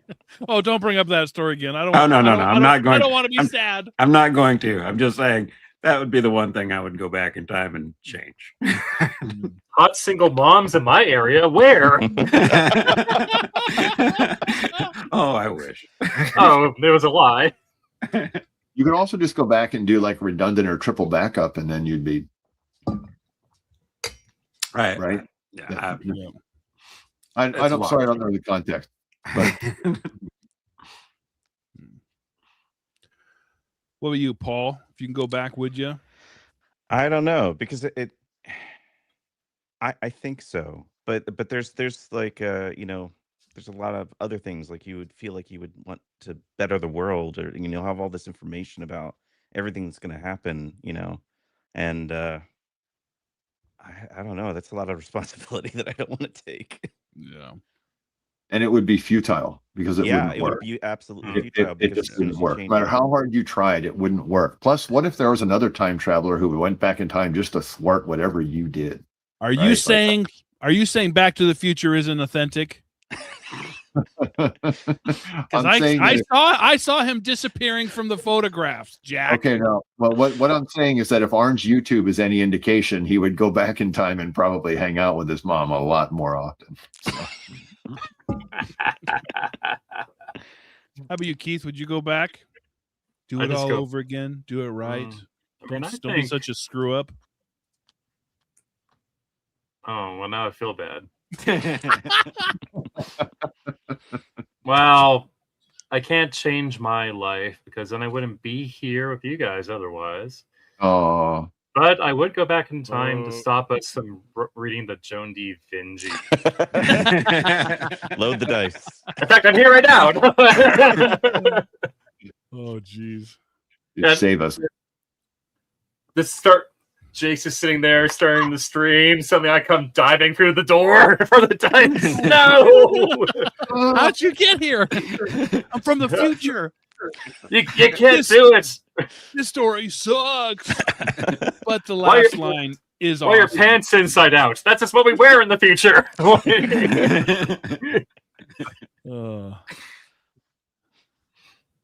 It's Keith, but all his features are backwards. No, my name's Hit Kick. Is that just Keith backwards? No, he was named after a Joan Da Vinci character. Yeah. My mom's name was Toupee, and my dad was Comkivit or whatever. All of those, yeah. That I feel like that's like a science fiction-itis kind of thing that authors do. It's like, okay, let's just come up with a lot of really difficult science fiction-y sounding names, sci-fi as they call it. Yeah, Spock. That sounds dumb. Spock. Spock. I don't think I'd go back. Am I the only one here that I'm just like, I think I'm good? Like, because I could invest in like Amazon or Microsoft, or I could invest in these things, but then I'm like, that's a lot of work. What if you can only go back within your own lifetime? I've been through some stuff. Yeah. Well, you don't have to relive that part of your life, because I'm not reliving the bad parts. And it made you the man you are. That sort of makes you who you are, though. Yeah. Yeah. True. But you already are who you are. You have all your memories, so you're going to be that well-developed, seasoned person. You're just going to go season it in other directions. To be 20 and have the wisdom of a 60-year-old could be dangerous. Yeah, I think I'm good. I think I'm just going to keep riding this meat vehicle through this time zone and see how it ends. Except tomorrow there's a list of like names of racehorses in Jake's mailbox saying, "Go to the track now." What? This is my handwriting. What? It was my handwriting. I couldn't read it. Well, with all that wine you're pounding back, I don't blame you. Quiet. It does nothing to me. It rehydrates me.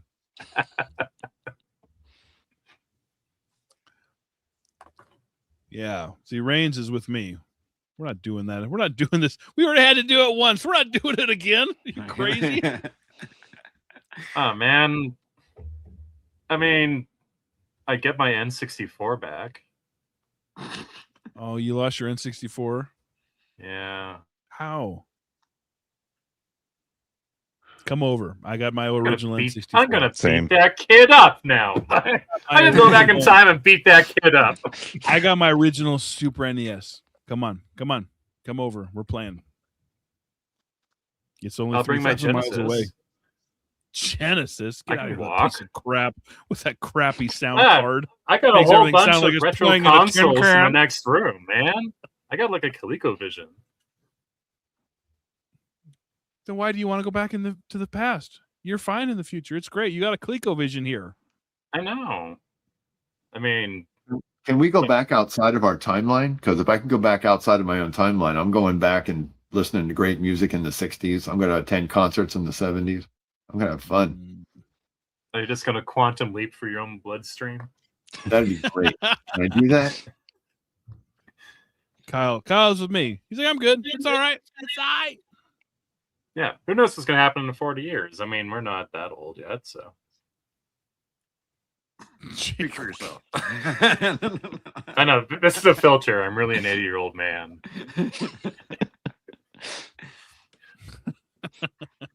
See, it's the one person I don't have any idea how old is Paul. Because Paul, you could be 55, but you could also be 25. Yes. And I wouldn't be surprised. Yeah. Paul still gets ID'd when he goes to buy some smokes. I've got a full gray beard and I'm getting ID'd. I don't care. I want to see it.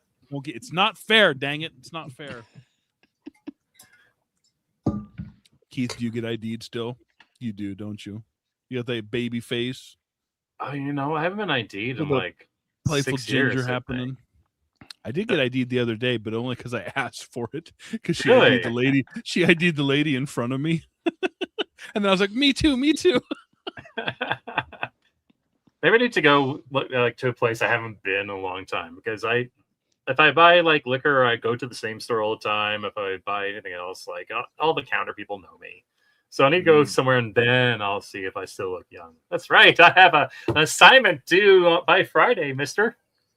I gotta get home for my curfew. I gotta play a ball and stick. Ooh. What's bad is when you go and you ask for your senior discount and they just roll their eyes. Goes, yeah, we know. We already put it Doesn't matter. I still refuse to do those. My wife teases me about them all the time. She's like, "Hey, you could get this discount." I'm like, I don't want the senior discount. I don't want the military discount or the senior discount. And then like she teases me about that AARP like newsletter comes to our house, and I'm like, just throw that thing out. I'm not embracing that yet, but maybe it's time. I'm not joining the cult, but yeah. I'll take the 25% off the thrift stores. Yeah. Well, at the gym I go to, they were like, "Hey, you can get a $10 discount at our top of the line, membership every month." And I was like, "Okay." It was the first time I said yes to a military discount. So how'd that make you feel? Old, and yeah, and then it's. I don't know. I've never used the military discount for anything. I just I was in the military. I'm not in the military. You know what I mean? So I don't, I don't really bank on it. I don't. It was just a thing that I did, not my whole life. Not like with Marines where they never quit. Right.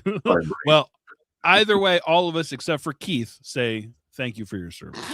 Oh no, thank you for your service. My thank dad you for your service. Keith, you're on the other side.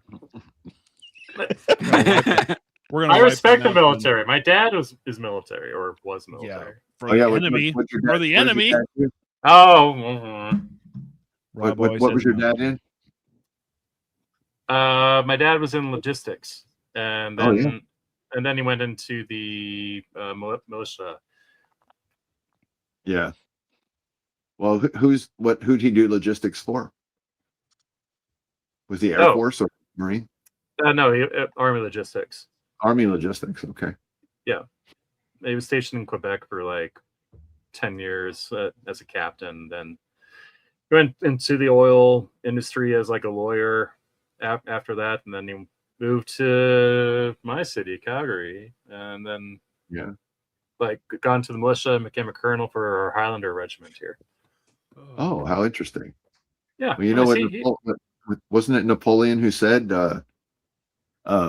enthusiasts talk tactics and experts talk logistics, right? Something like that. That's right. Yeah. I was in the Air Force. Somebody asked. I was USAF. I was stationed in Japan for about 3 years. So I had in the 80s. So I had a really good time. That would have been a good blast, probably. My Air Force life was, it was both a rip roaring tragedy and a lot of fun. So I had like both. It was I had all of it. I laughed, I cried, I spent all the money. I had a good time. So I was just a grunt, though. You know what I mean? A couple stripes and just a grunt. So there wasn't a lot of money to spend. And you ate all the food. Oh my goodness! And flirted with all the girls. Yeah, yakitori and yakisoba and ramen.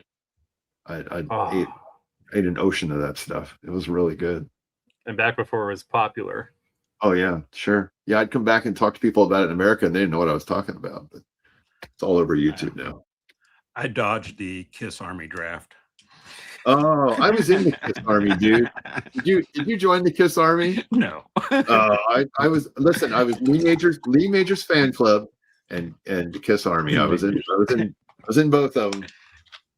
Lee Majors was cool back when we were young, man. Are we talking about the band Kiss? Yes. Yeah. Yeah, they had the Kiss Army.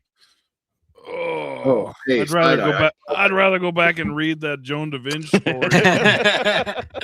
Kiss sucks. Oh man, I need something to drink now too. I'm out of this. Unfortunately, I have no alcohol in my place right now. So what? Chat amongst yourselves. No, I don't believe he doesn't have alcohol in this house. By the way, Joe asked me a question. Joe, I never got to try that when I was in Japan. I was mostly up north, and I did not get down to like anywhere near Hiroshima or Tokyo for getting to try that. But I have watched a ton of videos of it being made, and I would really love to try it. The street food in Japan is next level. You could live on it safely, like healthy. Dude, street food anywhere is awesome. Why is it so much better? I know, it's crazy. It's crazy. When I used to go to New York and before I had my gallbladder out, and I used to go to New York and I couldn't really eat crazy food because I'd had this gallbladder removed. But then they put me on this medication that helped me with it. And the next time we went to New York, I ate all the street food. It was freaking amazing. Oh, it's and awesome. I was like, wow, this is what people were talking about. It was good. I've done entire days in Thailand just walking around in Thailand, just eating the street food. Oh, half the stuff I don't even know what it is. Yeah, freaking awesome. See, we're getting into the food talk, everybody. We always do. Yep. We never talk about waffles, but we do talk about street food. That's good. What I miss? Waffles. Food. Oh no, not food talk again. We are at the food stage. We were having a very deep conversation, like, would you go back and would you redo all the fix all your mistakes? What would you do right? Rod is just eating dry cereal like a psychopath. Oh, that is the best cereal to eat dry. I haven't done that in probably 30 years, but that you can just eat that box like candy. It's good. Mm-hmm. No, it rips up the top of your mouth. The top of your regular. This is the peanut butter Captain Crunch. Yeah, it's peanut butter. Well, the regular Captain Crunch, that's like eating razor blades. Yeah. Oh my God, artificial cereal. I sure love the taste of chemical and razors. What are you talking about? Captain Crunch is freaking awesome. Sure, if you want to cut the roof of your mouth. What do you eat? Hey, you better watch what you say about Captain Crunch, Canadian boy. Whoa, we got Captain Crunch here, man. And you know what? It tastes better. In Canada? Somebody hold me back. Hold me back. Have you ever seen ingredients lists? Sometimes ingredients lists between the two countries for the same product will have completely different ingredients. Like the Canadian one will be cleaner, less processed crap. Yeah, you get like the what is it? The not Cocoa Puffs, Fruit Loops, and they're like side by side in some video, and it's like the colors are so different. Yeah, it's crazy. Both of them. Yeah, but Canada's also like, if you're too sick, we'll just kill you. Well, that is also true. So, when I was with my dad at the doctor, I was fending them off with a knife, like, get away from him! Get away from him! Keep coming in with syringes, like it's fair. It's fair that great. No. You don't understand. He's almost 81. Like, this is not Logan's Run, okay? Go, go, go! Great question, Kyle. Great question. If you could go back in time and have any discontinued snacks or soda, what would you have? I would have Pepsi Blue because I think I'm the only person in history that liked that soda. Oh, I love that stuff. Really? Yeah. It's so good. Sobe. I loved that. I love Crystal Pepsi too. Is Volt still a thing? Like Volt Cola or Jolt? Jolt. Like ultra caffeinated soda. I think Jolt is still out there because I do IT and the IT world runs on that. I don't drink any of that stuff. Coffee's my vice, but all my coworkers drink. You know, the group I'm with now doesn't, but most of the groups I've ever worked with just drink like crazy bad stuff. You know, Goblin. That's comment of the night. If you know, you know. Chocolate frosted sugar bombs. Yes. Bill Waters. There was a Goblin. You're the goat. Soda in the 70s called Rondo, the Thirst Crusher. That's one. Think Mountain Dew, but with more of a grapefruit flavoring. In my area, they have Tasty Cakes were invented here, and Tasty Cakes used to be amazing. They're now basically made out of gum and sugar, but all of them. They all they used to be really good. So. Wow, you guys are saying things in the chat that I literally have no idea what this is. We don't have tomato. You don't remember Quist cereal was like it was like Captain Crunch, but they're shaped in little saucers. Oh, yeah. I've had those. Yeah. They're not good. They were razor edge to cut the roof of your mouth. Oh. You build up calluses after a while. Yeah, you have a callus on the roof of your mouth. Oh. Brian, you're right. Dunkaroos are the bomb. Oh, what the hell? What is that? And the marathon candy bars, which were I think in England. Oh my goodness, those were excellent. I remember those. Yeah. Yeah, I remember those. Those were good. I do remember the 3D Doritos. Those were kind of fun. 3D Doritos. But then you eat your bag of Doritos and it has like 5 Doritos in it or 5 chips in it. Oh, I don't really eat cereal anymore, but there are some good cereals now gone. Mellow Yellow in a glass bottle would be nice. Mellow Yellow. Yep, you got the chocolate frosted sugar bombs. You didn't. I mean, it's Calvin Haas. That's what he ate all the time on Saturdays. Mm-hmm. He's like shaking constantly.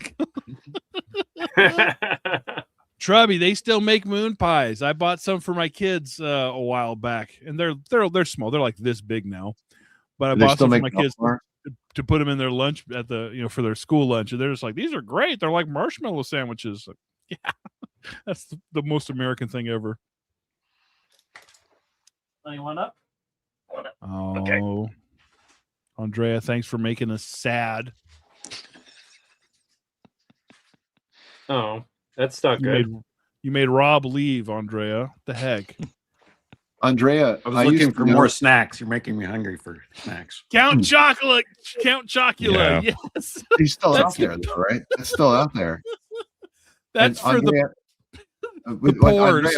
Andrea, I was going to say, I had a friend that used to live in a Soviet country, and he said that the big snack they would do for everybody there is they would bring in a big water truck that was full of beet juice made from like a fermented kind of beet juice, and you could just walk up to the back and fill up a cup and drink it, but it was made from beets or whatever, and that was I was Man, living high on getting drunk on beets is great, guys. I'm so glad we live in this country. Joe, real question. Have you put the Charleston shoes, because I know what you're talking about. I didn't steal them because I'm trying to go to heaven. But the Charleston shoes, if you put them in the freezer, have you guys ever done that? No. Put a Charleston shoe in the freezer and it becomes crispy. So you take a bite of it and it just crumbles in your mouth. Mhm. Dude, it's freaking awesome. Yes, it is. And I don't even like candy that much, but that's like, I would go for a Charleston chew in the freezer for sure. That does sound delectable. What about Ovaltine? Is that still out there? I think Yeah. so. Yeah. Okay. There's, All right. there's some in my cupboard right now. Oh, okay. All right. How long's it been there, Rob? Don't say Is that a something reason like why? It still has the decoder ring, and that's right next to your Tang. and a coupon for the next Flash Gordon cereal. Send in 20 box tops, and you too can get the decoder ring. What's red cream soda? Oh, that's good. Ooh. That was good. Oh my gosh. Frankenberry. The amazing thing is how durable some of these products are. Like a lot of these snacks are still out there. That's the real amazing part. Yeah. I do not remember Ruffle Snuffles. Anybody? No. Is that an American snack? I don't know. Some things are regional, right? So And Charlie's only like 19 years old too, so I don't know. Maybe it's a younger thing. Do you Pretty guys sure he's Gen Z, I'm pretty sure. Do you guys have hickory sticks in the States? yeah, we have things like that. We have meat sticks of all various varieties. Oh, no. Hickory sticks are just like little thin slivers of like potato with like hickory flavoring over them. Oh, potato. So it's like The shredded potato chips, but the hickory smoked flavor. Oh, okay. Yeah, we call them something different though. But they're the dry Potato dry sticks? stick. We call them Canadian infiltration food. They don't knock it until you try it, man. Just like a coffee crisp. They call them Canuck crisps here, I think. Racism. Are you going back to freedom fries and era and whatnot? Wait a minute, you just put a bunch of minced garlic on your French fries. Listen, everybody. I love that. Don't ever get minced garlic. Do you know why pre-minced? Why? Because garlic turns rancid after literally like not hardly any time at all. So minced garlic from the store, they actually put a chemical agent in there to mask the rancid smell and taste. Wow. Never get canned. You get- Throw out your canned garlic, folks. If you get PSA. anything, It just shows that garlic-related- chemicals fix everything. Yeah, Thank you, chemicals. You would say that, you Mountain Dew shill. Pulp Mortem brought to you by chemicals. YouTuber seek sponsor. Get that up. Get it off. You're going to get my channel taken down. Oh. Rancid Canada garlic. gives us maple syrup, so there's nothing wrong with Canada. I love Canadian maple syrup; it's awesome. But so is Vermont maple syrup. Want to hear a hot take? I think Vermont's better. Really? No, it tastes literally tastes the exact same. I started a Canada fight. You better watch it. But yeah, once you have real maple syrup, you'll throw out that like corn syrup crap. Oh yeah, you will. I think the one place that I like, I don't really think about, the difference between Canada and all that kind of stuff between America and Canada. I like Canadian people, American people. I mean, I know there are differences. I've heard how you say a boot and things like that. But I think the place where Canada really is lacking is in bacon. I think that America does bacon better than Canada. They're talking like pea meal bacon. We have regular bacon up here too. That's because we make it and send it to you, right? I mean, Did you say penile bacon? No, pea meal. You said penile bacon. Penile. P-meal. Penile. What the heck are you guys eating wiener bacon up there? No, it's a thing. Canadian bacon is basically little ham slices. You know, it's not like our streaky bacon is amazing here in America. Yes, Andrea, I can see you down there. I know. Sorry, I'm behind on the chat. You guys, the chat's going crazy again. Andrea's warning me. Oh, you didn't miss a story. You missed an event.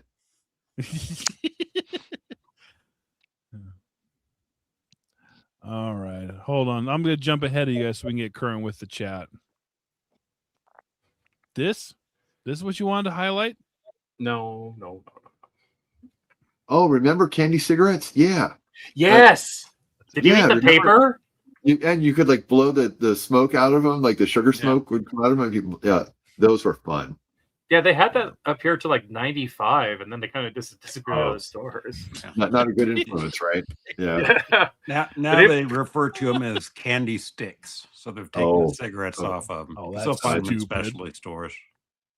Well, you know, like it's amazing what they sell to kids. You used to be able to buy long straw tubes that were just full of sugar. It was just flavored sugar. You know. You used to be able to buy real cigarettes when you're a kid. Pixie sticks. That's what they were. Yeah. Yeah. There you go. Awful. Yeah, just Canadian bacon's ham. It's like a tablespoon of sugar in every one of them. Well, that's what's in soda. Yeah, 22 teaspoons, right? It's teaspoon. I think Rob's always shaking constantly. Look at him. He's there he goes. Well, good thing I got Health Canada to say my drink is high in sugar. Oh boy. Oh wait, you actually have a warning? Yeah. And these are new. These only came out like 2 or 3 years ago. Thanks, Big Brother Canada. Also, recycle me in English and French. Oh, sure. Recycle moi. Recycle moi. That's awesome. Oh, here's a hot take from Jonathan. Pixie Sticks rip-off candies, just sugar in a tube. Exactly. And no matter what, you end up eating the paper.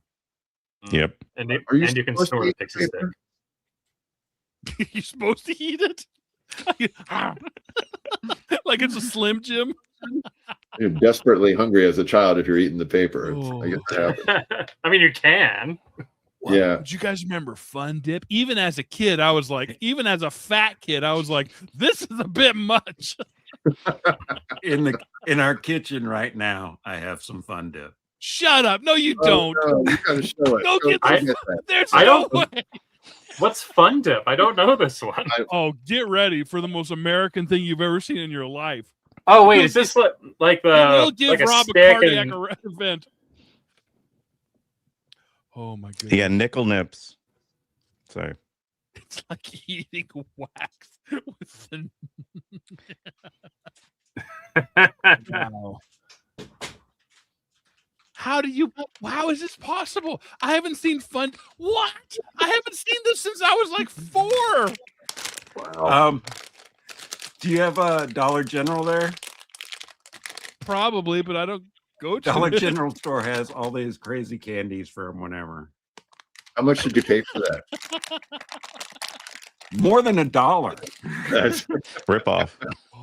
I think that's like $1.25 or something. Oh, Trubby, I remember what you're talking. I know what you're talking about.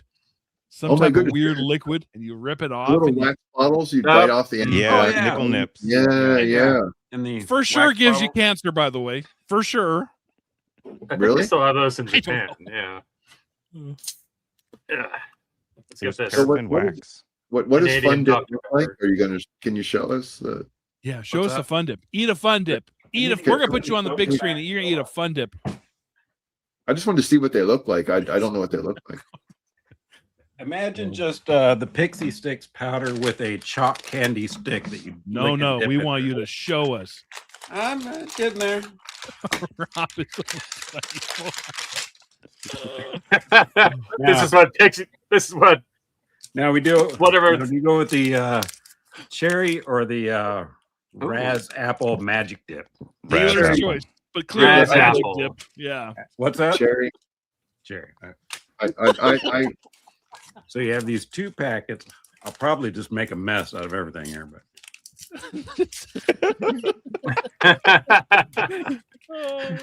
Oh my this gosh. is my kink. Oh yeah. Then you get out your mirror and credit card and make lines. Show us nice. On and one slow, side, Rob. you have the chalk stick. Oh, that looks appetizing. oh no! You really do this. This is crazy. Oh. And then your own saliva makes the powder stick to it. Holy shit! I've never seen that before. And and this is just basically hardened sugar, hard candy sugar, so you can eat the stick Wow. afterwards. That's the most American thing I've ever seen. If they could just make the packaging also edible. If you could just deep fry it, if you could also deep fry it while you're eating it, it would probably be. There it is. I'm eating Don't this give whole him damn ideas, thing. Jack. I'm eating this whole thing on camera. If only they could put it intravenously into my veins. Exactly. You can deep fry that and then intravenously inject it, or maybe suppository, just like because that's the most American thing in the world. Yeah, Rob, shove it up your butt, Rob.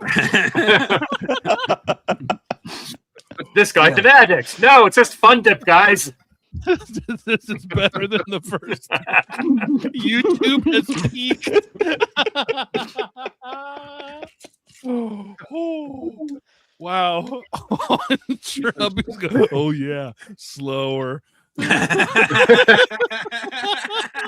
Rob strokes the fun dip in a sinuous manner. Keith, I'm going to need to have you narrate for me. While sitting on his mossy, impregnated log in the middle of the swamp. Look at Rob fingering the fun thing.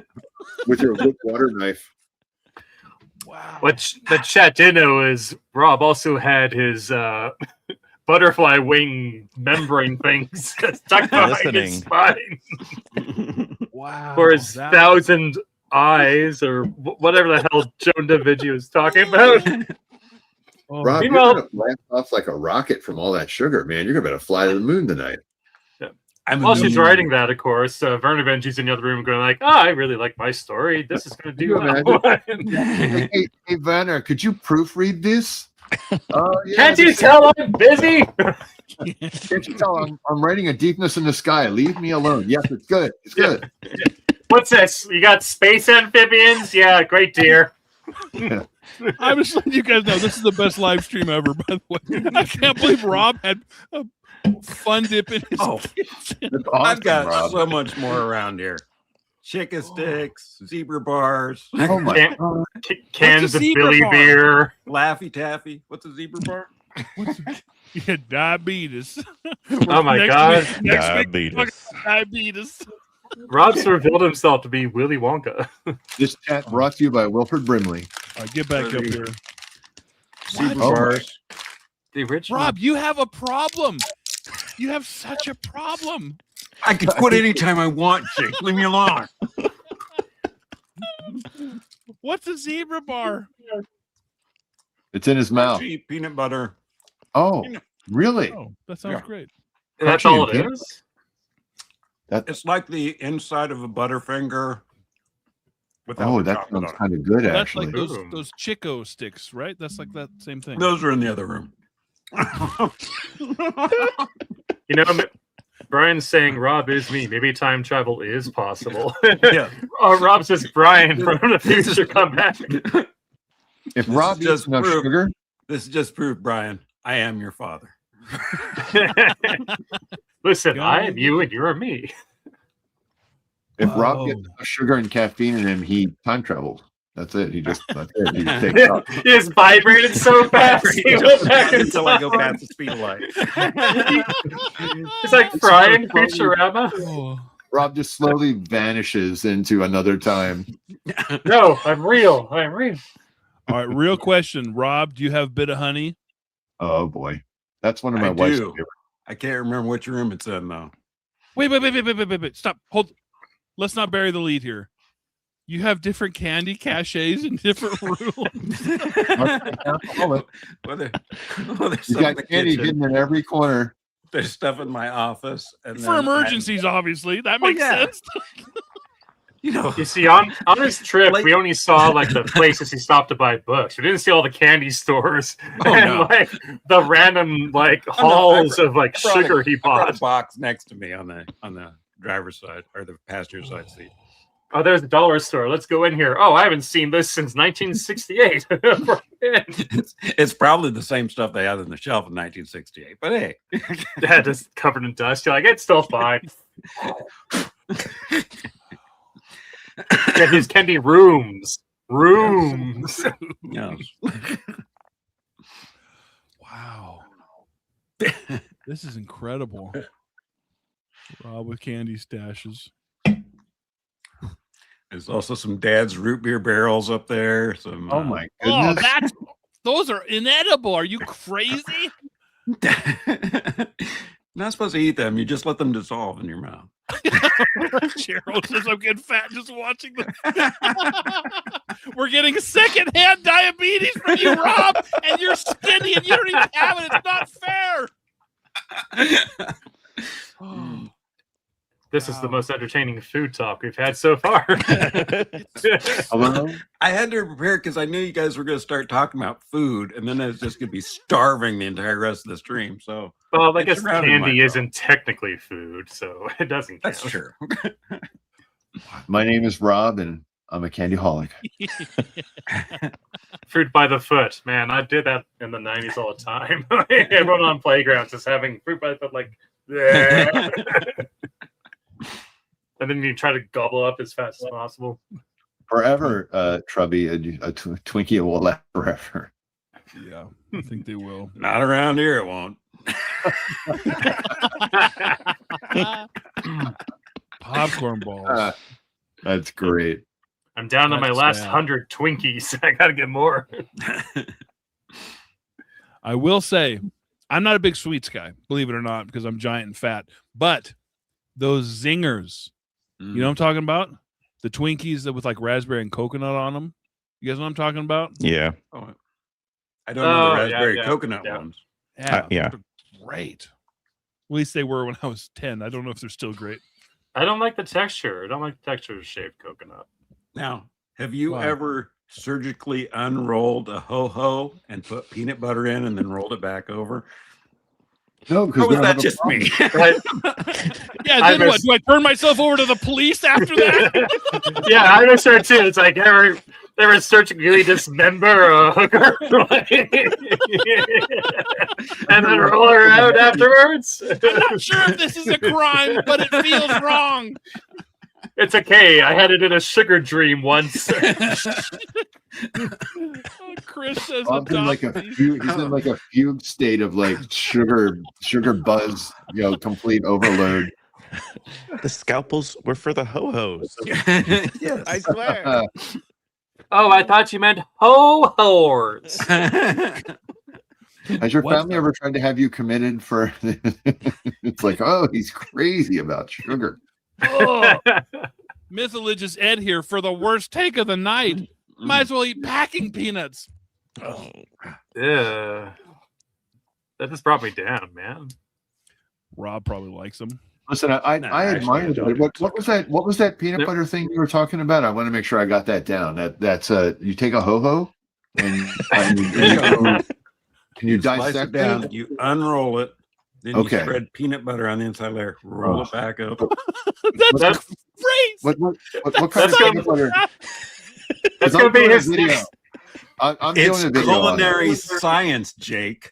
Yeah. I'm doing a video. Do I have to use Jif or can I use like homemade peanut butter? I'm a vegetarian. Whichever you want. Okay. All right. So, all right. I thought that Whichever was your going to be. preference to go. I thought that was going to be Jack's next short story. Like the sugar-addicted man went down the alley, thinking all the hookers were actually edible sweets, rolling them up and dicing them apart, And adding peanut butter. and then adding peanut butter. Whoa. I will say, Ellinger, that's the one candy bar I really like. I like Baby Ruths because they're not overly sweet. I don't think I've ever had a Baby Ruth. It's fine. It's like candy, but not as sweet. Maybe I'm a it's big called fan of something else cookies. here. I'm more of the cookies do it for me. I really like a good well-made cookie is more enjoyable to me than almost any of that other stuff. Yeah. Oh man, Tim missed. Tim, you missed a great story and then a second great story. I'm trying to catch up on the. Okay, I came at a weird time. Oh, wow, I can't really... believe you dissect. Rob, that's crazy person things you're saying. You dissect ho-hos, smear peanut butter on them, and shove them in your butthole. That's crazy person stuff. Like Rob, describe the process where you learned how to take a ho-ho apart and put peanut butter in it. Like, was that an experiment you just tried one night? Were you just curious? Or? I was at work and I was bored. Oh, cool. Okay. That's pretty cool.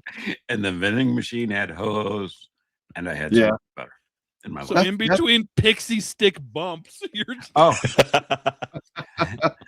You also can take a spoonful of peanut butter and take one of the grape pixie sticks and put on it and like peanut butter and grape jelly, only crystally. I mean, surprisingly, I'm surprised the Reese's peanut butter cup people haven't figured out the ho-ho trick. I mean, that's that would they already ripped me off with their cereal because I used to take peanut butter Captain Crunch and Cocoa Puffs and mix them together. Oh yeah, and then I've heard people say that the milk afterwards is really good, but there are these maniacs who will pour cereal into a bowl of milk. You know, like the reverse of how you're supposed to do it to flavor the milk more. Oh, those people need to be executed. Yeah. Thank you. Line them up on a wall. You just take a handful of cereal and put it in your mouth and then take a swig of milk. It's like a go. built-in bowl. It's the bowl you take with you everywhere. That's right. No washing up afterwards. It's okay. I can't believe that my bowl dirty. I can't believe that I'm the fattest guy here, by the way. It doesn't make sense. It's not fair. Well, what's your advice, Jake, when it comes to food? Like what's the thing that's doing it to you?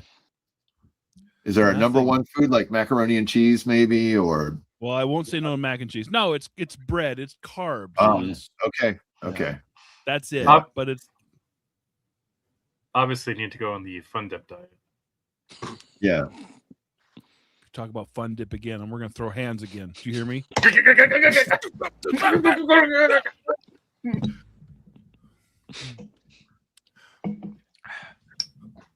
This is definitely a liminal space candy topic. Too weird and too liminal for person's understanding. Yeah, I was watching the latest Liminal Spaces video. I'm sorry, what is the gentleman's name at Liminal Spaces? I'm sorry, I don't know everyone's nobody name. knows actually. Okay, okay. We call him Beardy. Yeah, I was watching. It is Chris. Chris, the very first book that he showed was gorgeous. That book was fantastic. Just to bring us back around to books, that was just a beautiful book. So, but really, overall, a beautiful book haul. They were all really nice books. But I was kind of jealous of that first one. That was very nice. But anyway, back to food. Back to food. We're done talking about books. We're done with books. House of Souls, that's what it is. I mean, we could talk about that, or I could show you some cool stuff. Oh, you got something cool? All right, Ooh. back to books. I'm out of here. Yeah. No, okay, fine. I'll just spill this Dr. Pepper all over it. All right. Here, show us the book. Put some sugar on there, Keith. That'll make us look at it. All right. What is that? That's up to there you go. Oh, that's. I love the story about the bee gun. Mm-hmm. Now this is a limited editions club. Martian Chronicles. Geez, that's gorgeous. With art by what's his name, Joseph Magnani, the guy who did like the art for the October Country. So let's really, see if... Andre asked if that's a folio. No, this is a limited editions club, but it's the same. Look at that. It's the exact same text and art you'd get in the what came before Heritage Club. Yeah. Oh, nice. So if if you get the Heritage Club one, the exact same thing. The only difference is this one's signed by Ray Bradbury. Holy cow. How did you get? Wow. Wow. That is fantastic. Well, don't worry. This came out in 1974, and they made 5,000 copies, so you can probably find one. That's But pretty it cool. is That is really neat. absolutely gorgeous. Yeah. You know what? I have a 6K monitor. You should see the color is just popping on when you hold that up to the camera. It's astounding. Yeah, I mean, we just had that like date anniversary for what was it? Come Soft Rains. Yeah. August what? August something. So, Keith, I would assume that you have watched the Martian Chronicles with Rock Hudson, the 70s. Or You know, 80s. I have not. I keep meaning to. Oh. Even I know it's supposed to be you either like it or you don't like it, but Well, I do need to watch it at some point. We could do like a watch party, man. That would be fun. Oh hell yeah! Yeah. I mean, I've watched like thousands of movies, man. Yeah, Like, you're going to love the Martian Chronicles. It's a series. You're going to love it if you get around to watching it. Some of it is just so well done. Some of it's as eerie as the best, like Outer Limits or Twilight Zone episodes. But the rest of it is just really good. I reviewed I talked about the Martian Chronicles with the Check Your Shelf guys this last year, and because I'd never read it, and as I'm reading it, I'm just like, I've seen this somewhere. Yeah, and I didn't realize that they had made it into that series that I saw when I was a kid, and some of them legitimately gave me nightmares. Oh yeah, they're just so good. And like that one mask that the one Martian wears when he grabs the bee gun. I mean, it was just really well done. It was really, really cool. Have you read the Martian Chronicles, Keith? I don't want to spoil it. Yeah, Okay, yeah, read it about like 3 years ago. All right, cool. And All right. absolutely loved it. Yeah, it's great. Yeah, Ray was really peaking at that moment in his career. That's some damn good writing. Yeah, that got me back into like reading science fiction after a break. Oh, really? Like, okay. All right. Like Yeah. 2023, it happens, and I'm like, okay, I have all these books. I'm sick of watching movies all the time. I just want to read. Right. So picking up Martian Chronicles, like, oh man, I miss reading science fiction. And then it becomes an addiction. Yeah, true. Dinosaur Tales is a good book by Bradbury as well if you like short stories. I read that one last year. It's great. Yeah. Read that for Dino, whatever it's called. All right. Dino Timber. Oh, something. okay. All right. That's cool. Here's a cool one. The Something Wicked This Way Comes is good too. Yeah. I love that movie and the book. Yeah. Right. Yeah. What do you like better? Oh, that's a tough question. I think I'm going. You know what? It's hard because I don't tend to like one or the other. I tend to like them each on their merits. But the movies are consumable. There, you can get through a movie in 2 hours. A book is a commitment, so it's a different experience. Yeah, but Something Wicked is a pretty short book. Yeah. It's not that much longer. I do love the atmosphere that they're able to capture on film, especially Jonathan Pryce as like, can't remember his name, the main guy at the circus, the ringleader. Yeah, he was fantastic. Yeah, I think. And then Ray also did the script for Moby Dick, I believe. He did the adaptation of Moby Dick. He did a great job on that too. There's a whole semi-autobiographical book about that Ray Bradbury wrote about him working with John Huston. Yeah, I have that script in Ireland, and he's just like, they both got along and didn't get along at the same time. Right. Yeah. Yeah. What's it called? Green Water, I believe it's called, or something like that. I know what you're talking about because I was actually looking at it on my shelf the other day and thinking I should read that book. It's like white whale green water. I believe what it is what is. I think that's what he called it. Although if we only had a place we could go to check that title, there's only a place you could look things up. I'm not sure. I think even though I think Bradbury has the same thing that Frank Herbert has, that like even though he's incredibly popular, like he'd broken into the mainstream out of genre fiction. I think they're underrated or at least underrepresented because it's the same thing. Like nobody's really making Ray Bradbury videos. It seems like Chris would just mention that he makes a video about him and the views are nothing. I think it's the same thing. Like everybody knows about Dune, but nobody talks about anything else. Frank Herbert anything else he wrote. Yeah, I haven't heard a single thing about any of it. Yeah, like the Dosadi Experiment, which is really excellent, or Destination Void, which is about artificial intelligence. Those are amazing books. So, yeah. But after that comes the Jesus Incident, which is Frank Herbert. He wrote that with another guy, but boy, that the Jesus Incident is a great book. So, That's what I hear. It's a hard one to find. I find. Yeah. And it used to have that amazing cover of like a spaceship that was a church flying through the depths of space. It was pretty neat. Whipping Star is a great book too. I read that years ago. And I think The Green Brain by Frank Herbert is actually an incredibly entertaining book that reads like a movie almost. It's really entertaining. But I agree that Bradbury doesn't get a lot of the credit that he deserves, and he is so foundational to where science fiction went and what it became. He's as influential in the short story realm of science fiction as maybe Chekhov was to literature. You know what I mean? He was basically like maybe our Chekhov in many ways. I think Now I know that like there are people that I'm sure that would make many a prof roll their eyes, but you know what I mean. But Ray was a devout short story writer, and I mean, if you want to be a writer, just find videos and quotes by Ray Bradbury. He'll guide you from beginning to end through. You really need no one else's help. But except for that one short story you read where it's like, some girl in the future is talking to me on my typewriter telling me to kill a politician. Yeah, that one sucked. That was a bad one. If you write enough short stories, you'll write plenty of bad ones too. You just got to have that thick skin, right? Like the Chinese say, got to have the thick face. You got to be able to take it. Well, you know that more than anybody else, Jack. I'm amazed he wrote like 52 short stories in like a year. Seriously. Yeah, it's quite a task. It's very rewarding though. It's worth it. But what you learn a lot about your ability and your skills, and it refines them.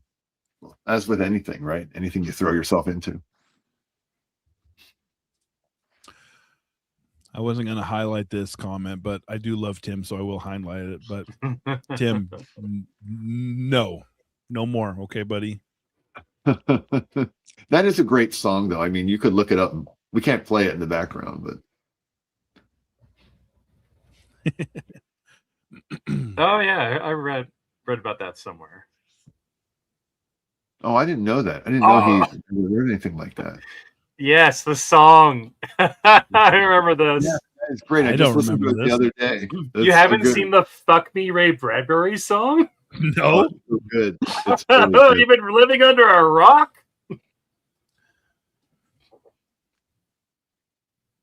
I guess. That's a great song.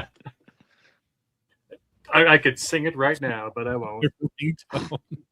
Go ahead and sing it. Yes. No way this stream's gonna be monetized as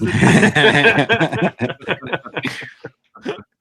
You guys are. Well, it goes. Ray Bradbury. Ray Bradbury, the greatest science fiction writer in history. Oh God.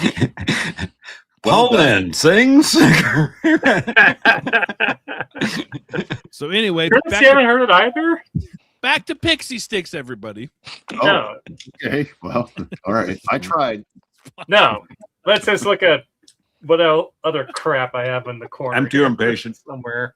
Oh, look at him. Oh, he's shooting it. Look, he's starting to vanish. He's passing into another dimension. I love that vibrating, shaking so much he vibrates through time. There we go. Some post-apocalypse. He's washing it down with Mountain Dew. You bloody maniac. As one does. Oh, sorry. Let me make you big look screen at there, that. Keith. There we go. Yeah, It's fine. I was enjoying that. I was pulling up random crap out of the pile now, like Death in the Ashes, some post-apocalyptic Rambo fiction, Star Trek universe. Yeah, Joe, Got did you see that? some more Raven. Is this turning into a Canadian Hall video? I don't know. I just got a bunch of stuff Jake. next to me. You want some dolphins? Oh, I I, got- did, Margaret I got Sinclair that a has little some while ago. dolphins. Yeah, I'm on a Margaret St. Clair kick. I've been collecting as much of her stuff as I can. She's great. Now here's Yeah. some random crap I never heard about. Oh, Who knows if this is good or not? Have you read it yet? I don't know. I have to wait for someone to tell me maybe on Friday if this is a good book. The review's coming out Friday, and it's good. You should buy it. Okay, in that case, I'll stick to Buckaroo Spoiler Banzai. Ah, well, wait a minute. What is that? What is that? Is that about the movie or is that This- a novelization? It's Earl Mark Ranch who wrote the screenplay. It's his book. Yeah, yeah, It's the Buckaroo Banzai really. book yeah. Oh wow. Well, remember to wherever celebrate you go, the DVD release. This is wherever the you best go, thing I've there you found. are. Yes. Wow, that is really cool. Yeah. Is I it? mean, Is it? I mean, is it- Nephilim? Who cares about Nephilim? Buckaroo Banzai, baby. Shipwreck? Who cares about Shipwreck? Buckaroo Yeah. Banzai. Yeah. Weird frequencies? Yeah, that's Yeah. better. Look at- I said it was better. These kinds of punches. So what is that? What I'm sorry, between all the hullabaloo, is that a novelization or is it about Buckaroo Banzai? No, it's a novelization. Oh, it's Yeah. a novelization. Okay. Yeah. All right. Let's see. For the first time in 20 years, Pocket Books is proud to present Dimensions of Buckaroo Banzai, a special edition featuring new introduction by the author. So it came out when the movie came out, and then when Okay. it came out with the DVD about early 2000s, they re-released the book. Show of hands, who has seen the movie? Oh yeah, Hell yeah. movie. And I own the first edition, the original edition of that. Oh, nice. That's nice. A paperback edition. Yeah, yeah. I've come out of work so many times whistling the end song theme tune. Yeah, like just strutting across the parking lot, Yeah. right? With your cowboy hat on. Yeah. Then Jeff Goldblum shows up, and you're like, Jeff Goldblum, what are you doing here? Like, I just heard the music, baby. They just joined in randomly out of nowhere. Well, like I love there's like those scenes in the movie where they're just walking and there's like randomly a watermelon, you know what I mean? Or like they were talking about how the movie just like they would just put things on the set and the characters would just react to them. You can see it all in the movie. It's so great. What's the watermelon doing there? I don't know. Yeah. Let's keep walking. Whatever. Yeah. Pretty good. Jake, you haven't seen the film, which is a tragedy of science fiction proportions. Yeah, it has John Lithgow as the villain. Yeah. Lance Liz- Brown. Always and- the villain. And He's so- RoboCop. And he's so Jeff over the Goldblum. top. Hey, RoboCop, he lives in Denton. I see him at the And my favorite, the jazz festival girl. every year. A girl. Okay, should I watch Buckaroo Banzai? Will you Hell guys yes. leave me alone if I do that? Yes. Well, I want you to enjoy it. I don't want to force you to watch it. I would I like want you to to. force you. Clearly, you do I wanna want force me you. to force me to watch it. I don't know. Do you like I pop would- collars and 80s music? Can Yes. if Do you can like John Lithgow with a Russian accent? Yeah. Who What are doesn't? the ranges of peer pressure? Like, can old guys peer pressure younger guys into doing things? Like, like, Do you like flying cars there you go. No. It goes with really lasers rock. and rockets? Nope. I And draw it the can line go at that. through rock. It can go right through a rock wall too. So I mean, Yes. so. And there are also Rastas in space. There are. There are, just like in Neuromancer. Right, there are Rastafarians in outer space and Neuromancer too, right? Like it was just a thing. It was a zeitgeist thing of the moment, I think, and everyone thought that. John Big Booty. Yeah, there you go. What's the actor? What's the actor's name? It's Frank. Is it Welker? Or Weller? I can't remember. One of Peter them's the Weller? voice actor. Peter Weller. Peter Weller.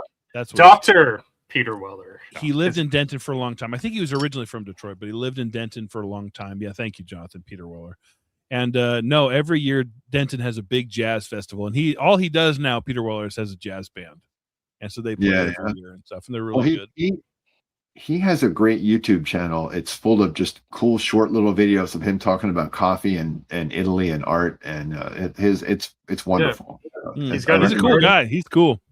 Yeah, he's got his art history PhD on Italian Renaissance. Yeah, isn't Clancy Brown is in the movie too, right? He plays the one. He's a young, like super young, really big guy. Yeah. Anything with Clancy Brown, I'm watching it. So you're sold. He's in there. Brown.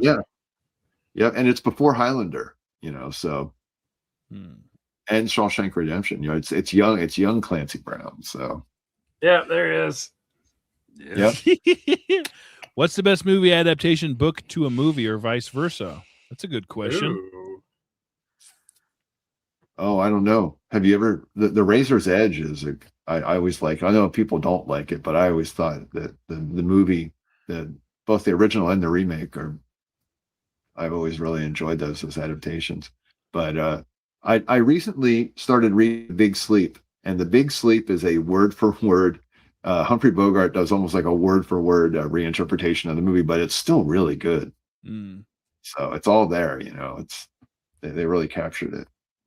But I'm sorry, that's not science fiction, is it? That's okay. The novelization of The Cat from Outer Space, obviously.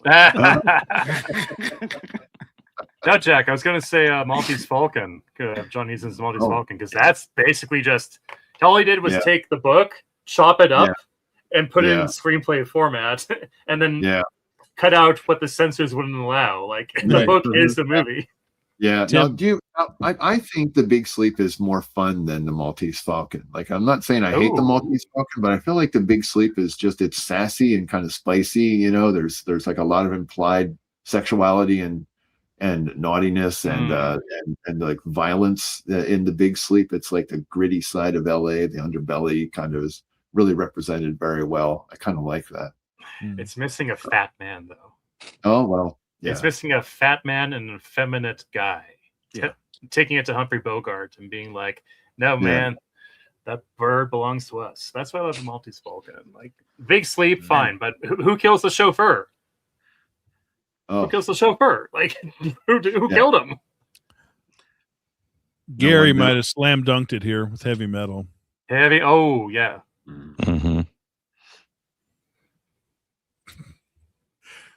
I had to sneak out to go see Heavy Metal when I was a kid. My dad wouldn't let me go see it. These are people who let me watch monster movies all night long when I was a kid, and nothing was kept from me on TV. And then I wanted to go see a fun movie, so I had to sneak out and go see it. So, and I did. But I feel like parents put up obstacles like that to train you when you're a kid sometimes. Yeah. That's what it was. It was obstacles. It's just an obstacle to get around. You know what I mean? It's just manliness training. My dad would just like drop us off in a theater, and then he'd go, "Yeah, I'm going to take care of the kids. We're going to watch a film." Then he'd just leave us in the theater because I wonder where my dad went one time, and then I looked in the other theaters, and he went to see. Well, what was the Jean-Claude Van Damme film with Raul Julia? Street Fighter. He was in Street Fighter. So you had an awesome dad? Yeah, so I went over like, oh, this movie sucks. I don't remember what we watched. I want to go sit by my dad watching Street Fighter in the theater. Wow. Wait. What movie were you watching that was worse than Street Fighter? I don't know, but Street Fighter was better. At least Raul Julia was enjoying life in that one. That movie is incredibly quotable. We lost Raul too soon. Yep. Bloodsport is awesome. Bloodsport's awesome. Did you ever see the family version of Bloodsport that Jean-Claude did? It's called The Quest. Oh, yes, I've seen it. I watched that movie 1,000 times as a kid. I thought it was so cool, and I rewatched it last year. So it was free on YouTube. I was like, oh yeah, because I remember it had like what's the Bond guy as well? Shoot, what's his name? Roger Moore. Had Roger Moore in it too. And I was like, I'll watch this, and it is just a cheese fest, but still fun.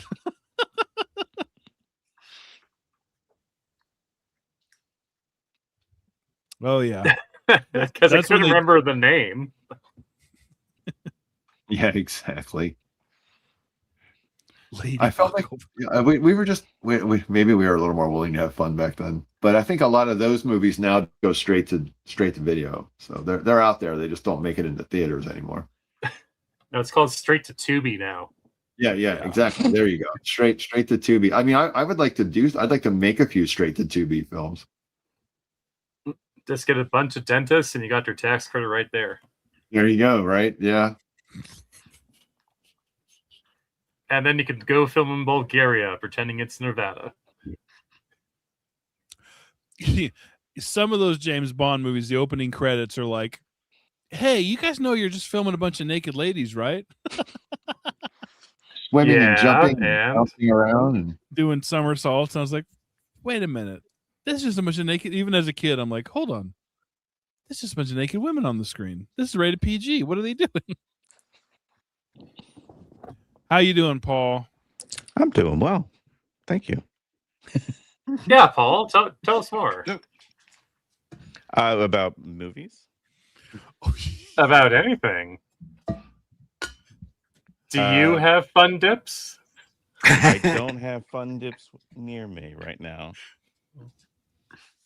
No. But tomorrow you will. Yes, tomorrow I will. No, James Bond is interesting because it's I've rewatched all of them and some of them don't age well. No. Most of my childhood did not age well. Oh man, that one movie, Birth of a Nation, did not age well, guys. I'm sorry to say. We said we're sorry, Keith. Why are you apologizing to me? I'm from up north. That's your guys' history, not ours. We know why, Tim. We know why you like the animated Street Fighter movie better. We know why. Ooh, there's one scene. Why? What? We know why. Is there? Because Chung Lee at one point has a shower scene, and little Tim is just like. You know exactly when it's coming up because the VHS would do the little staticky thing. Oh. From all the rewinding. Yep. Oh, there it is. Tim, what are you doing in here? Nothing, Mom. Close the door. Oh my god! The first time I watched Jaws, I had to go canoeing the next day on like a lake nearby, and when I was like 10. And the entire time I thought a shark was going to come up. Jaws legitimately messes you up. Yeah, it's awesome. That's like one of my favorite films. Yep. Saw that in theaters too when it came out. As a my kid. Kids, I'm wondering how close I am to showing my kids Jaws. Because they're at the age now where they're like, my oldest is 12, and they're like, Dad, I think we're ready to see some rated R movies. And I remember when I said that to my dad, I was 12. And he did a double feature of Jaws and Silver Bullet. Yeah. And I didn't sleep for a week. Silver Bullet. Fantastic. I love Silver Bullet. Yeah, Silver Bullet's great. Yeah, Silver Bullet is awesome. That's how you make Italy look like the States. What a great example. Yeah. I had a babysitter let me watch Poltergeist when I was really young. Oh, yeah. Oh my god. When I was 12, I saw Clockwork Orange. Oh no, that explains so much. Wow. Because up here we had a channel called Showcase, and they would do movies at night, and then it was just on one night. So I watched Clockwork Orange at an inappropriate age. So obviously show it to your 12-year-old too. Jay said he fairly recently saw Jaws on a lake. It sounds fun, but it blows. Your tube rotates and your ghoulies start getting cold as Don't they do that on like Martha's Vineyard, like Jaws on the water? Oh, that'd be terrifying. Actually, in the ocean. Yeah. Oh, yeah. I would do that because they would cut out the some of the more gory parts. Has anyone seen Sharks of the Corn? No, but I saw Sharks of Your Mom. Hey! Hey! Hey! And right here at 2 hour 43 minutes in the Rolling Shorty live stream is when the online YouTube beef between Keith Tau Zero and Charlie Seawalls of Horror started. No, I'm sorry, I'm sorry.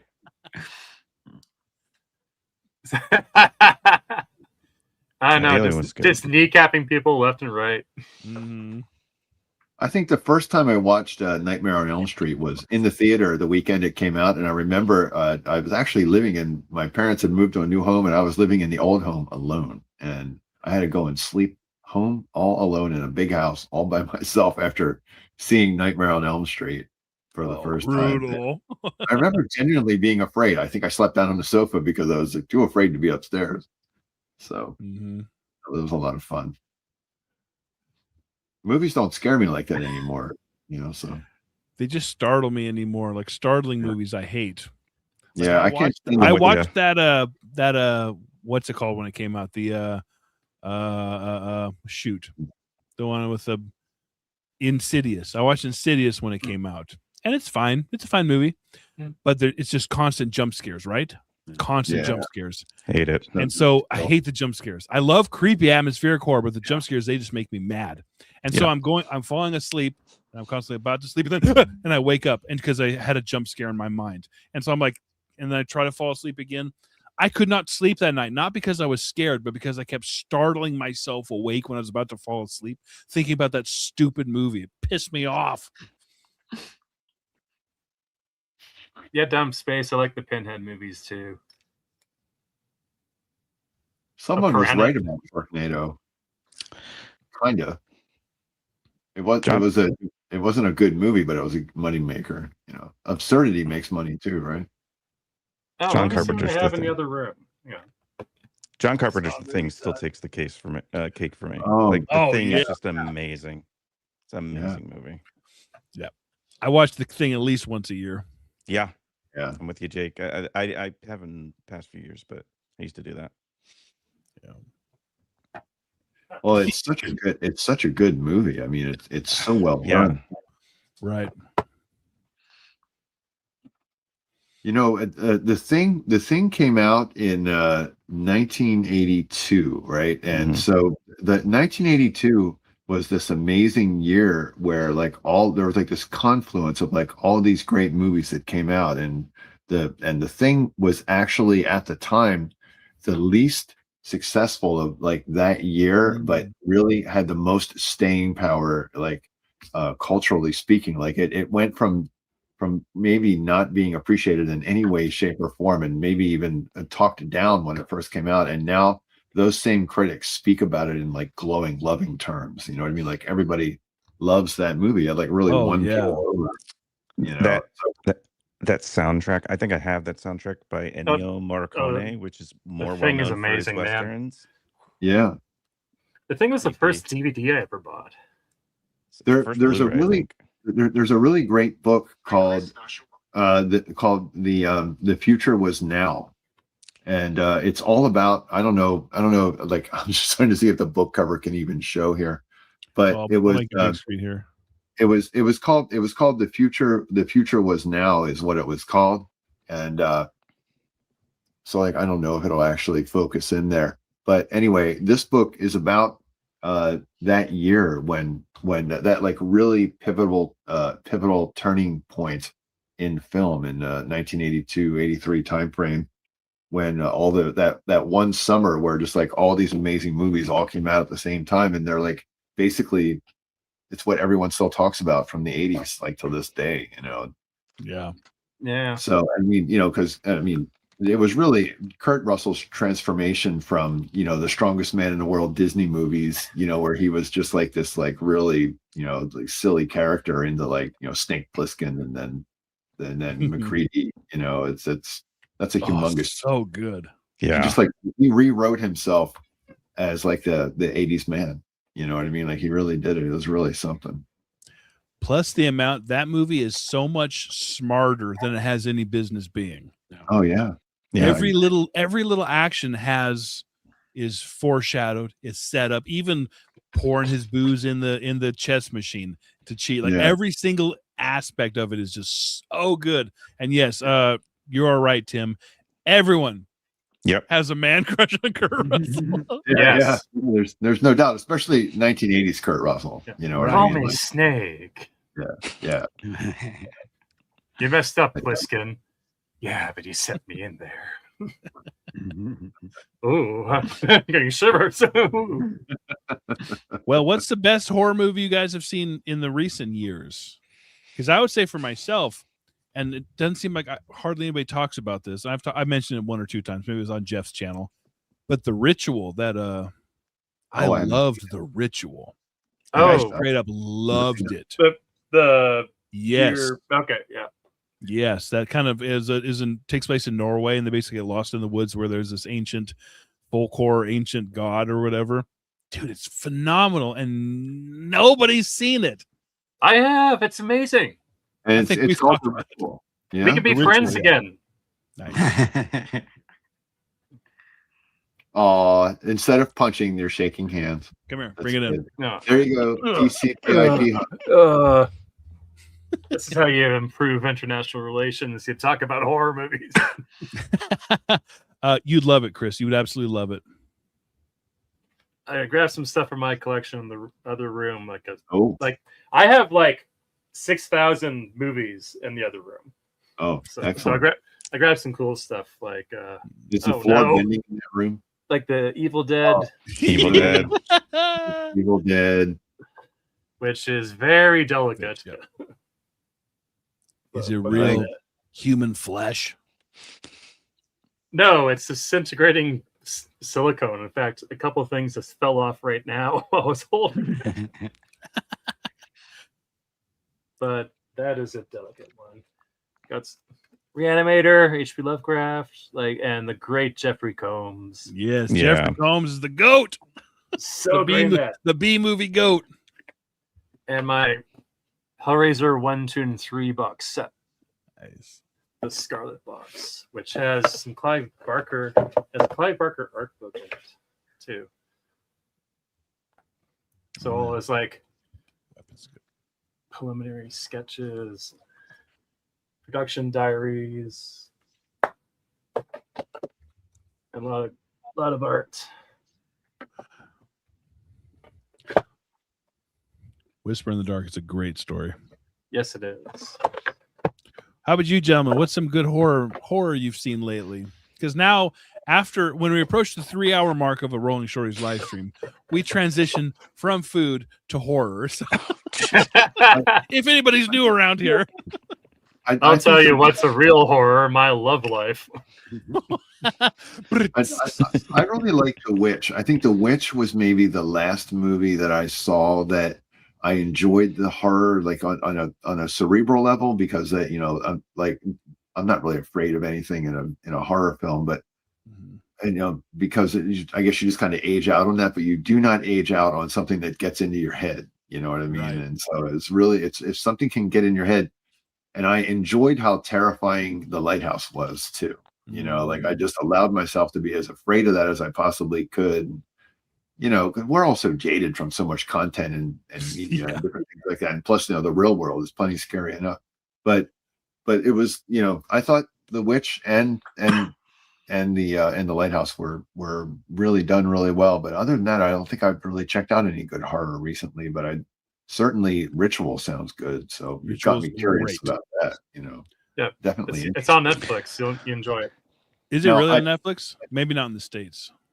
I will say that the movie that terrified me the most when I watched it all alone in a new apartment I had just moved into when I was in my early 20s, or probably my late teens even, was Prince of Darkness by John Carter. John Carter. My Trubby's God. right. Yeah, Trubby's right with you there. Yep. Yeah. Oh my goodness. I just the first time I watched it, and I had always been interested in mythology and symbolism and folklore and religion, and not really as a person who practiced it, but as someone who just knew about it. I'd moved from practicing to studying religion, and that movie had all just the right mix of that, as much as you could put that in there, and it really just got inside my head. The whole idea of like that opening line where they're having the dream and you can hear the broadcast through the tachyon beam, going like backwards in time to you. And I was just like, I mean, if you have the soundtrack to the movie, I have the soundtrack. It's the first thing they play on the soundtrack, and it cool. still scares me. If I hear it to Yeah. this day, it still gives me the absolute creeps. It's absolutely terrifying. Do. Yeah. Such a simple, and it really worked. And then that long filter sweep that just goes on and on and on. It's just a synth filter sweep that just kind of makes like that bright kind of sound that's just in the background all the time. That movie has a cross in almost every scene. There's all of these little things that they did to just insidiously get inside your head, that way. So I really enjoy all that about that movie. And that would be it for me. How about you, Paul? What's some creepy movies you've seen lately that you really liked? So I'm not that big into like the super horror stuff, but I like the John Carpenter 80s stuff a lot. Not all that I don't think is really horror. I really like I don't know if you would call Silence of the Lambs and Hannibal horror, but like they're like I like that side. So I am open to suggestions because I have seen a bunch of Carpenter, but I haven't seen anything recently that's in the horror genre. And I don't like really gory and jump scares. Those are the two things that I mean, I can stomach the gore, but I'm not going to watch what's the one where they sew men together. Right. Human Centipede. The Human Centipede. I'm not watching that one. Yeah. I haven't even seen that. I don't want it, man. Oh, don't watch that, but watch the South Park version where they make fun of Oh it. yeah. Yes. Oh, should I have the cuttlefish or the steak or whatever it was? Like, cuttlefish it is. Nom nom nom nom.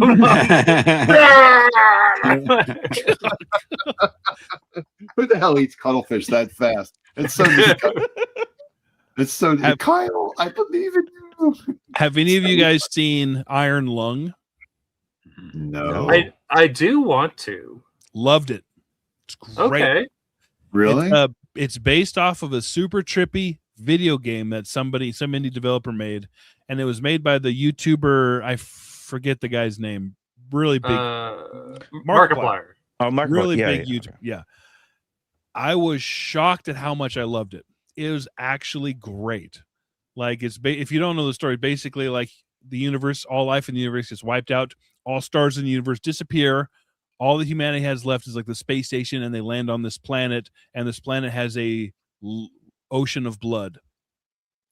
And so they go, it's so trippy, it's so bizarre. And so they basically go dive down into this ocean of blood to hopefully find out what happened to the entire universe.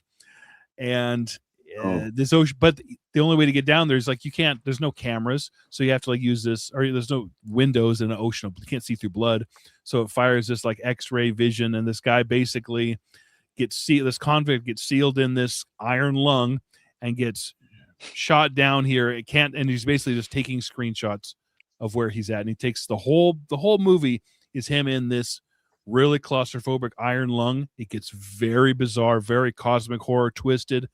It is. I loved it. It was awesome. I thought it was great. I'm gonna put that that on like a logical same. Like that could be like the successor to Event Horizon. Like if it had a part 2, like what happens after Event Horizon? Yes, it's been kind of hailed and like it could be a part of the same universe. Yeah. You guys, you definitely, it's on YouTube. You got to buy it on YouTube because that's the only place he released it. But it's like $4 or $5. Awesome. All I will say though is the only issue in this movie is the sound design. Not that good. I love the sound design, but he layered it too much. So as a result, watch about this from the halfway point on, turn subtitles on. Other than that, awesome. Okay. And did you guys watch Backrooms as well? Anybody? I haven't watched the movie, but I've Not watched yet. It's great. It's on my list. And I'm not big into like super graphic horror or like jump scares or anything like that. Great movie. Definitely highly recommend it. And hey, isn't In the Dust of the Stars isn't that a philosophy book, Joe? I'm not sure. I thought. I don't know. Maybe I'm thinking of In the Dust of the Earth, is what I'm thinking of. There's a nihilistic philosophy book I bought about that subject. But that's what that is, I think. Tim is mad. Tim is mad because I was giving him a hard time about doom metal. Because I am a trained sound technician. Oh. And I said doom metal is mixed wrong. Because it objectively is. But that's not a conversation we're having now. Tim. If you ever go into any gym, that's all they play in the background of gyms. It's just terrible. Really? My gym is pop and it sucks. Oh, it's just in the background. like the whole time. Please don't flip that. But anyway. We got it, Jack. We got it. It's a really it's just the whole time I'm working out, I'm like, wait a minute, aren't the owners of this gym like born again Christians? And like in the background, it's just people singing about ripping each other to shreds and drinking their blood. Yeah. So who is this gym guy that you're talking about? We're not all like you, Rob. We're gonna have perfect physical bodies by eating nothing but sugar. Well, it takes a lot of effort to lift that thing up to dunk. Yeah. Oh. And then the book hauls. I get all my exercise from book hauls. Sorry, Chris. The conversation moved off of horror movies. You can't show it anymore. No, show us. We'll go back. We'll go back. Yeah. Bring us back. Just this once, and then we'll move on to gyms, I guess. No. So, do you guys remember CEDs? Movies on vinyl record. So yes. This plastic. This is a Howling, by the way. So you put this into the machine, you pull back out, and this vinyl record spins with a needle to show the film. Mm-hmm. Okay, so about maybe 10 years ago, we have a convention near Calgary Horror Con.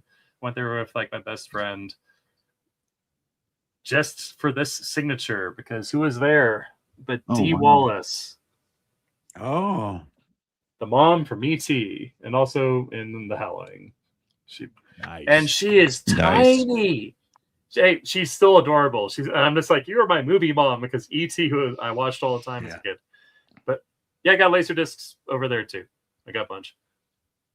But she's like this high. I didn't realize she was so small. And what did she write? Bite me. Thanks, that's Steve. awesome.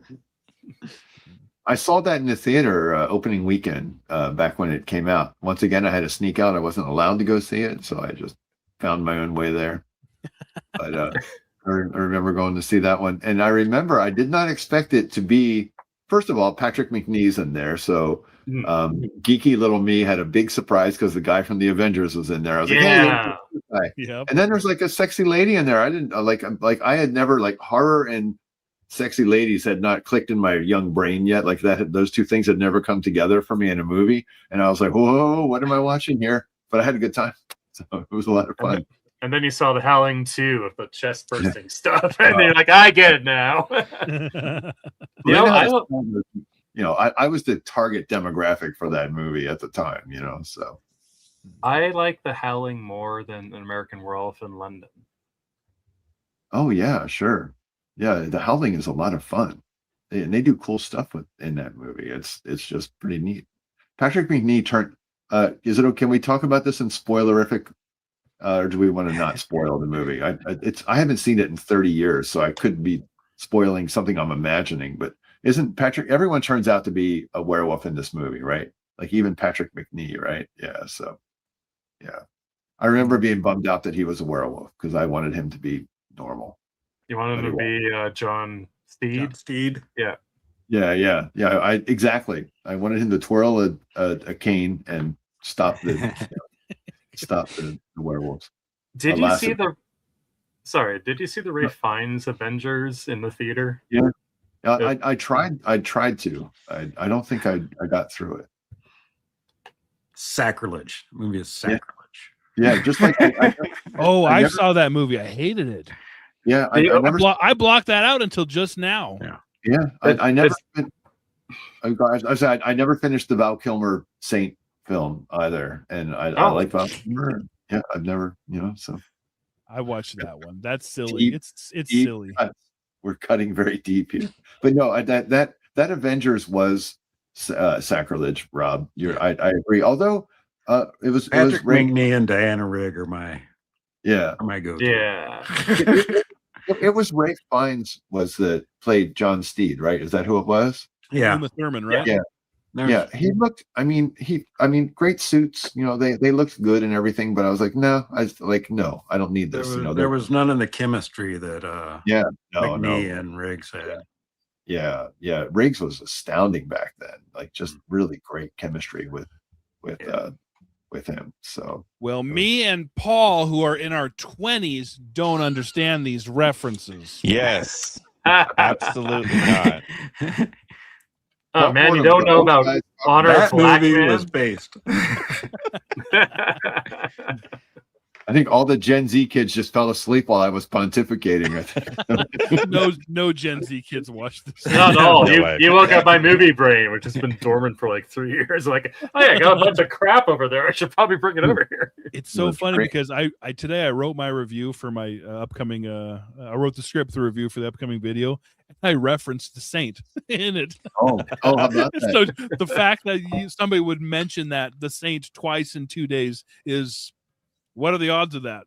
Could you put Jack's face on Val Kilmer's body for the review? Oh, don't put this old face on that body. I'm doing it now. Oh man. Yeah. The horror of Photoshop.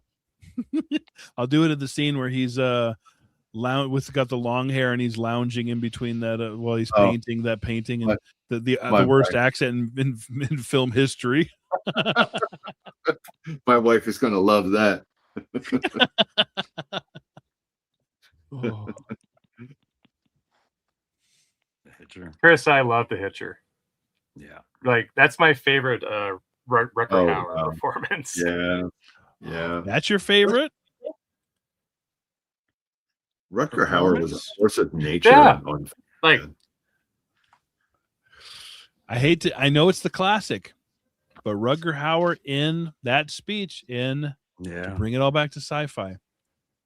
That speech in Blade Runner, that is cinema royalty. Yeah, it really is. It's a beautiful moment in the film. And that was just his own writing too. Yeah. And you're like, The Hitcher's better. No, he's great in The Hitcher. He is great in The Hitcher too. He is great in The Hitcher. He's great in Hobo with a Shotgun too. Like, I love Hobo.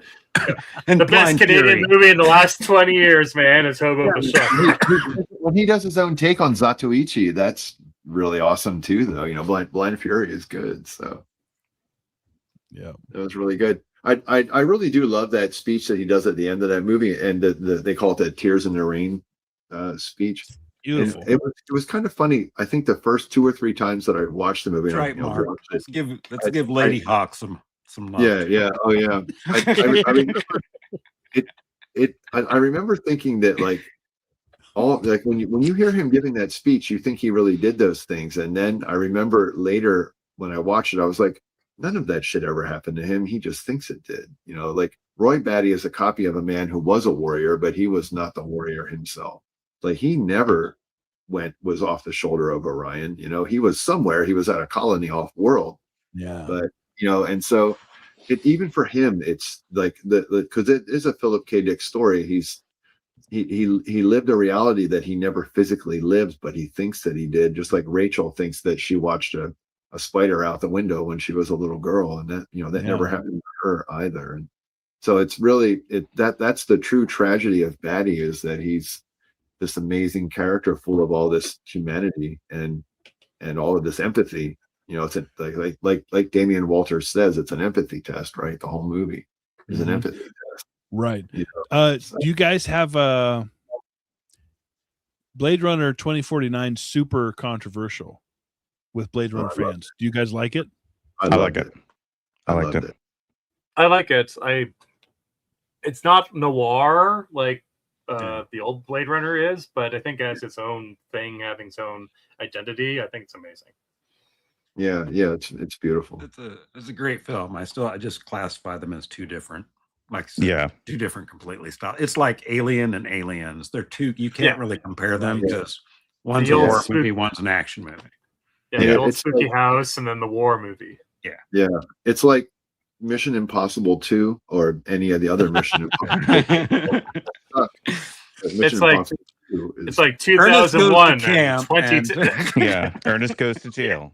Yeah. I love Ernest Goes to Jail, man. I wasn't Like, ready for an Ernest Goes to Jail reference, but I'm here the for it. lightning. are there any shower scenes? magnetic in powers. Ernest Goes to Jail? So-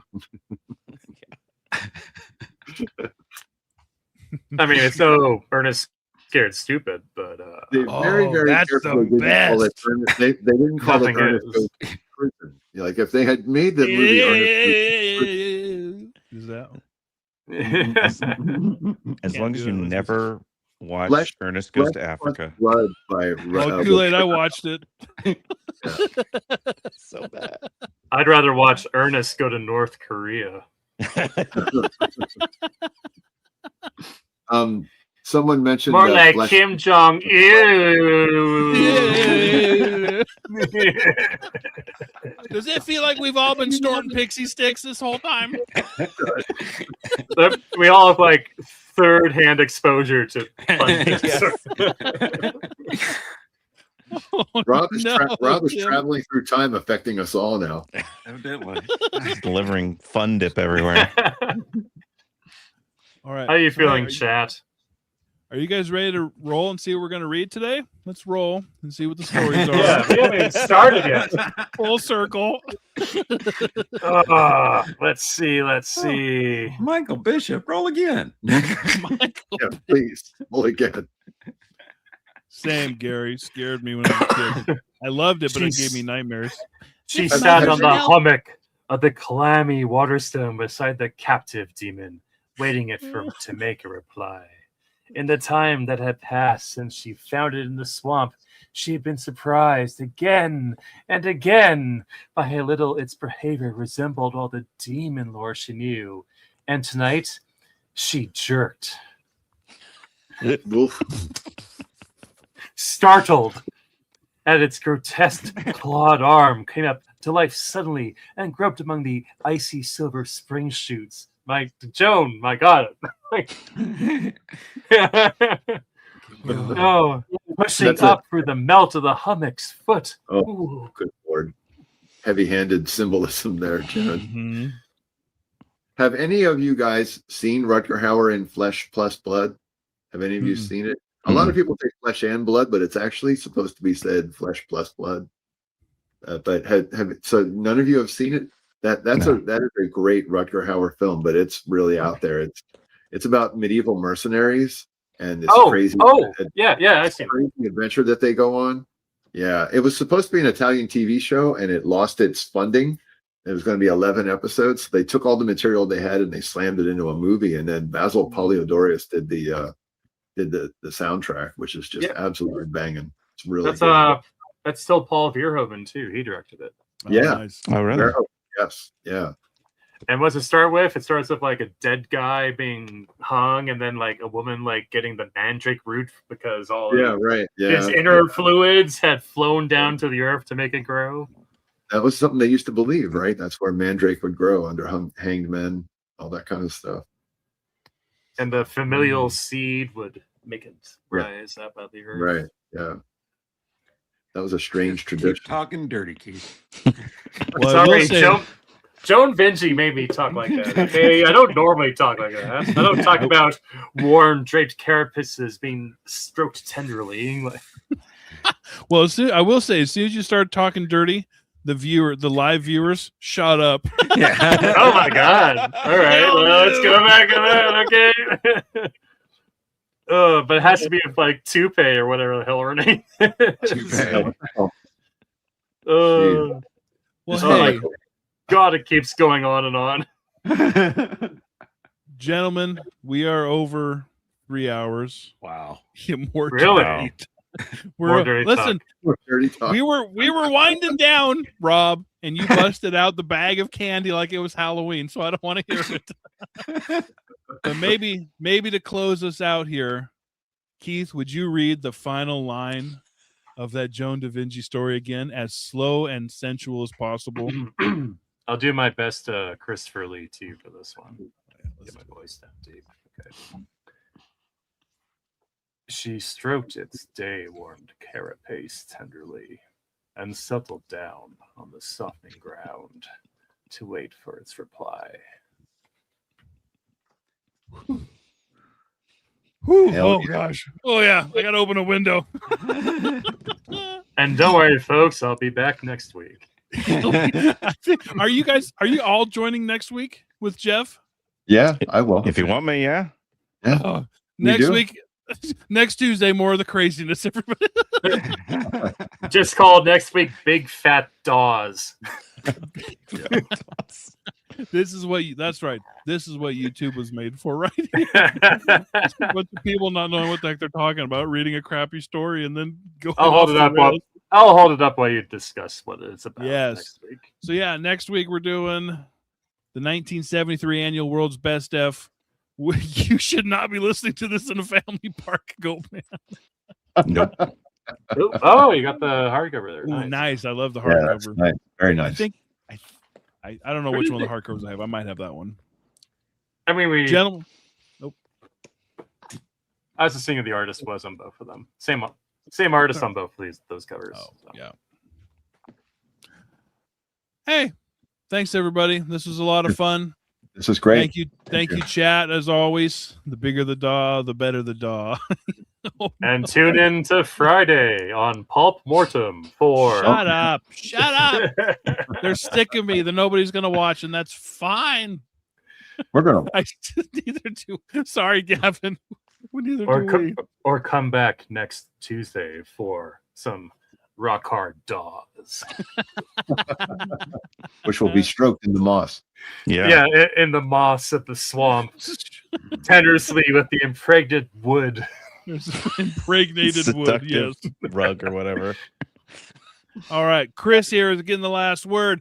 Watch out for my goddamn beat! All right, thanks everybody. We are ending.